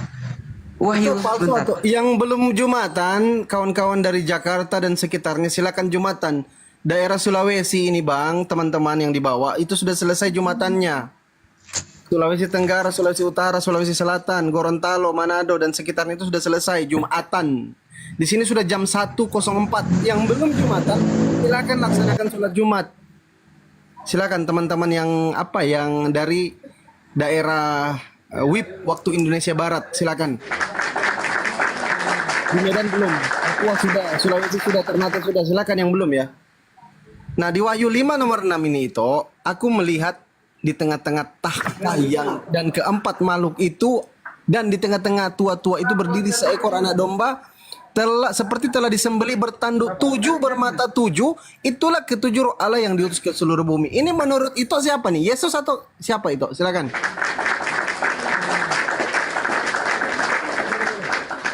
Wahyu 5 ayat. Wahyu 5 ayat 6, nomor 6. Bentar ya. Daerahnya malah. Kalau nyalain ada domba banyak di situ. Ini Tina, izin Tina ini Kristen atau Muslim Tinawati? Monitor Tinawati. Panggilan kedua, Tinawati Kristen atau Muslim? Iya, dulu Abang, sekarang saya Islam. Dulu saya Sekarang Islam, Masya Allah. Ya, Assalamualaikum warahmatullahi wabarakatuh, Tina. Waalaikumsalam warahmatullahi wabarakatuh. Maaf Bang, karena saya baru main TikTok, belum berapa tahu rumah apa. Ya dibawa aja nyimak ya, dibawa aja nyimak dulu Mbak Tina ya. Nonton-nonton dibawa. Silakan Bu Darni. Wahyu 5 ayat 6 itu artinya bahwa anak domba berdiri di tengah-tengah tahta, dikelilingi oleh keempat makhluk hidup dan tua-tua dengan 7 tanduk dan 7 mata. Di dalam wahyu ini banyak mengatakan simbol-simbol ya, simbol dengan 7 tanduk dan 7 mata. Ketujuh tanduk dan 7 mata tersebut melambangkan ketujuh roh Allah yang diutus ke seluruh bumi. Ya, penjelasannya, anak domba melambangkan Yesus Kristus yang menyerahkan dirinya disalib bagi dosa umat manusia. Ketujuh roh Allah melambangkan karya Roh Kudus, penghibur yang diutus Yesus ke bumi, ya, yang diutus Yesus. Ketujuh roh Allah tersebut meliputi roh Tuhan, roh hikmat, pengertian, nasihat, keperkasaan, pengenalan, dan takut akan Tuhan. Anak domba merupakan simbol yang paling menonjol dalam kitab Wahyu untuk Yesus Kristus. Untuk Kristus. Kristus itu ya, itu Yesus. Yesus ya? Hah? Itu Yesus ya? Oke. Ya. Oke, aku tunjukin sesuatu itu ya, izin. Nih. Kayak gini toh. Kan katanya di situ tadi simbol. Di Wahyu ini banyak arti-arti simbol. Itu coba sebelum kita masuk di pembahasan data, kita coba pakai akal kita dulu. Ini masuk akal nggak ini Tuhan ini toh? Kayak gini bentuknya. Nah, itu kan gambaran pendapat seseorang. Sementara di sini tadi kan katanya ketujuh. Nah, itu tadi di sini tadi katanya kan berdiri di tengah-tengah tahta, dikelilingi oleh coba teman-teman makhluk hidup. Gini itu bentuk. Sebelum itu menjawab yang dibawa yang berpikir rasional dikit lah. Coba menurut teman-teman ini wajar nggak dikatakan ini Tuhan? Atau lebih ke simbolis? Si iblis? Iya, simbolis lah dari gambar simbolis. Ngeri loh. Iya, ngeri dong. Ngeri. Tapi kalau di sini yang dikatakan itu nggak pikir itu kok aku mengimani yang kayak gini ya? Jadi kujadikan Tuhan nggak pikir itu. Karena nggak ke situ arah yang kami pikirkan. Gimana? Karena nggak ke situ yang kami menurut itu pikirkan. Yang kayak gini, makhluk kayak gini bertanduk 7 bermata 7. Belum kutunjukin yang ada pedang di mulutnya, di muncungnya. Ada itu. Kan udah dikatakan tadi, artinya itu kan 7 roh Allah yang dikirim. Ini kan yang ditemui kan oleh Yesus pernah Yohanes. berkata, aku akan meminta kepada Bapa seorang penghibur, kan katanya. Jadi yang diutus itu gini, itulah bentuknya 7 roh itu. Kayak gini bentuknya penghibur itu. Entar. Bukan, itu kan gambaran yang pendapat di luar dari kekristenan kan. Ini berdasarkan kitab Wahyu. Kitab Wahyu itu kan kitab pertemuan antara Yohanes yang katanya ketemu dengan Yesus. Betul itu? Bentuknya kayak ini. Tanduk 7. Nggak ada, setauku nggak pernah ada diajarkan seperti itu kepada kami roh itu. Kitab Wahyu itu kitab apa? Itu kitab Wahyu. Pertemuan antara Yohanes. Penglihatan Yohanes di Pulau Penglihatan Patmos. Yohanes di Pulau Patmos. Yes. Itu melihat siapa itu? Ya, melihat keadaan surga itu, melihat keadaan surga diperlihatkan kepadanya. Ketemu siapa keadaan itu? surga. Waktu di Pulau Patmos, Yohanes ini bertemu dengan siapa? Bertemu dia itu dalam mimpi. Dia kan di Yang ini kan, kayak gini kan bentuknya kan? Bukan, Mata nggak ada, nggak 7, seperti tanduk itu. 7, di Nggak munculnya loh. ada pedang. Yang gitu, yang Nggak ada kayak gitu seperti kan? itu gambarnya. Terus yang kayak mana yang Itu kan dikenal oleh? ini kan pendapat orang di luar. Ibaratnya begini loh. Mereka mengiming-imingi, oh begini loh, 7 roh tanduk yang ada di Alkitab itu loh. Itu kan pendapat mereka. Nah di dalam Bible Yang kan saya tahu. dikatakan dia itu seperti domba yang disembeli, bentuknya kayak gini, matanya 7, tanduknya 7, nih. Banyak kali nih tuh, nih. Majang. Tapi kami nggak begitu gambarannya. Mana gambarannya? Enggak. Ini Kayak mana tadi, gambarannya? anak domba melambangkan Yesus Kristus Ini kan domba nih. yang menyerahkan dirinya disalib bagi dosa umat manusia. Nah ini kan Itu domba, di matanya itu, iya, matanya 7. dombanya Yesus. Bukan Ya. begitu. Oh bukan, alam majang, bagaimana bentuknya? Yang ditemui oleh Yesus siapa? lah. Yang ditemui oleh Yohanes di Pulau Patmos ini, kayak mana bentuknya kayak gini? Bentuknya itu bentuk Yesus lah. Kan dijelaskan di dalam Anak Wahyu domba 5 itu. nomor 6, bentuknya kayak gini, tanduknya 7, matanya 7. Ini kan pendapat orang kan. Itu kan Majang itu pendapat di orang. Wahyu 56. Coba baca itu. Wahyu 56. Iya, di Wahyu nggak ada dibuat gambarnya seperti itu loh. Di sini dikatakan, dengar ya. Anak penjelasannya ini, anak domba melambangkan Yesus Kristus yang menyerahkan dirinya disalib bagi dosa umat manusia. Ketujuh roh Ilustrasi itu Allah sesuai melambangkan data. karya Roh Kudus. Nah, itu. Roh Kudus penghibur yang Data diutus Budarni. Yesus Kristus. Ketujuh roh Allah tersebut meliputi roh Tuhan, roh hikmat, pengertian, Yesus itu ya. nasihat, Itu Yesus ya. perkasaan, pengenalan, dan takut akan Tuhan. Itu maksudnya, bukan seperti setan tadi. Oh, setan tadi itu, aku setan tadi. Tampilkan lagi Pak. Enggak lah kayak gitu. Kan Ada sesuai data. Katanya bertanduk 7. Sudah dihitung tanduknya ada 7 tuh, Fandi. Majang. 1, 2, 3, 4, 5, 6, 7 matanya, 7 tanduknya. Ada 7, bermata 7. Itu aku ini setan loh tadi. Jadi Majang. itu dengar, Yahweh Baal. Masuk kalian, Yahwehnya Abraham itu Baal. Enggak tahu yang tulis yang buka ini kok. Kenapa kalian tulis seperti itu? Yahweh Baal. Domba Yahweh Baal. bertanduk. Berarti Dengar, kalian dengar itu. menghina Yahwehnya Abraham, Ishak dan Yakub. Enggak, aku Yahweh. tanya itu. Ini Wahyu 56. Domba bertanduk 7 dan bermata 7. Ialah roh Allah yang diutus ke seluruh. Siapa penulisnya itu? Siapa penulisnya? Coba. Lihat dulu siapa Siapa ini penulisnya. gambar itu? Ini ilustrasi gambar. Iya, maksudnya siapa menulis ini? Siapa yang menulis maksudnya- ini? Mengkaryakan ini Tanya, siapa? Wahyu itu siapa yang tulis? Ya iblis. Beda dong. Kayak Wahyu sudah kujelaskan tadi. Sudah coba, kujelaskan Tok, tadi bukan gambarkan seperti sama itu kami. maksudnya. Roh Baik. Kudus yang itu bukan seperti itu. Ini dia. Bayangkan ini. Roh Oke. Kudus itu roh hikmat, pengertian, nasihat, keperkasaan, pengenalan, dan takut akan Tuhan. Itu rohnya yang diutus kepada manusia. Bukan Coba setan Wahyu- seperti itu. Wahyu Tanduknya. 7, Wahyu 56 coba dijelaskan itu Darni coba. Kayak mana Tapi bentuknya sudah itu? kujelaskan, dengar ya. Wahyu 5 ayat 6 artinya bahwa anak domba berdiri di tengah-tengah tahta. Anak domba itu maksudnya Yesus. Itu dilambangkan dengan anak domba ya. Dikelilingi oleh keempat makhluk hidup dan tua-tua dengan 7 tanduk dan 7 mata. Ketujuh tanduk dan 7 mata tersebut melambangkan, ya, banyak lambang-lambang di Wahyu itu, melambangkan ketujuh roh Allah yang diutus ke bumi. Penjelasannya, dengar. Anak domba melambangkan Yesus Kristus, ya. Ketujuh roh Allah melambangkan karya Roh Kudus, penghibur yang diutus Yesus Kristus. Ketujuh roh Allah tersebut meliputi, ini dia ya, ketujuh roh itu, roh Tuhan. Itu bacanya di roh mana hikmat. itu? Bacanya di mana itu? Nah, itulah makna dari ayat itu. Kan kami kan seminar. Kami diajari para teologia yang sudah belajar. Contoh Ibu Darni kan hanya tamat SMA, nggak ada sekolahnya. Seorang ibu biasa, jemaat biasa. Kok bisa Ibu menerangkan? Karena Ibu belajar sedikit, bukan pintar Ibu, bukan. Nah, itu yang saya tahu ya. Roh yang ketujuh itu, roh Sebentar, hikmat. itu penjelasan bapak-bapak gereja, tua-tua gereja itu dasarnya dari mana? Mereka berdasarkan itulah. apa? Nah, itulah mereka yang bisa diajarkan kepada kami. Ya, kenapa mereka bisa menyimpulkan ketika dijelaskan kayak gitu, mereka artikan lagi.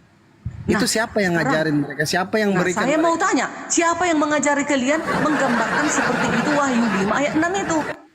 Ya kayak mana? Makanya gambarkan kepada kami itu, gambarkan bentuk Wahyu 75 nomor 6 ini kayak mana bentuknya ini. Oke. Coba bayangkan, ini ya.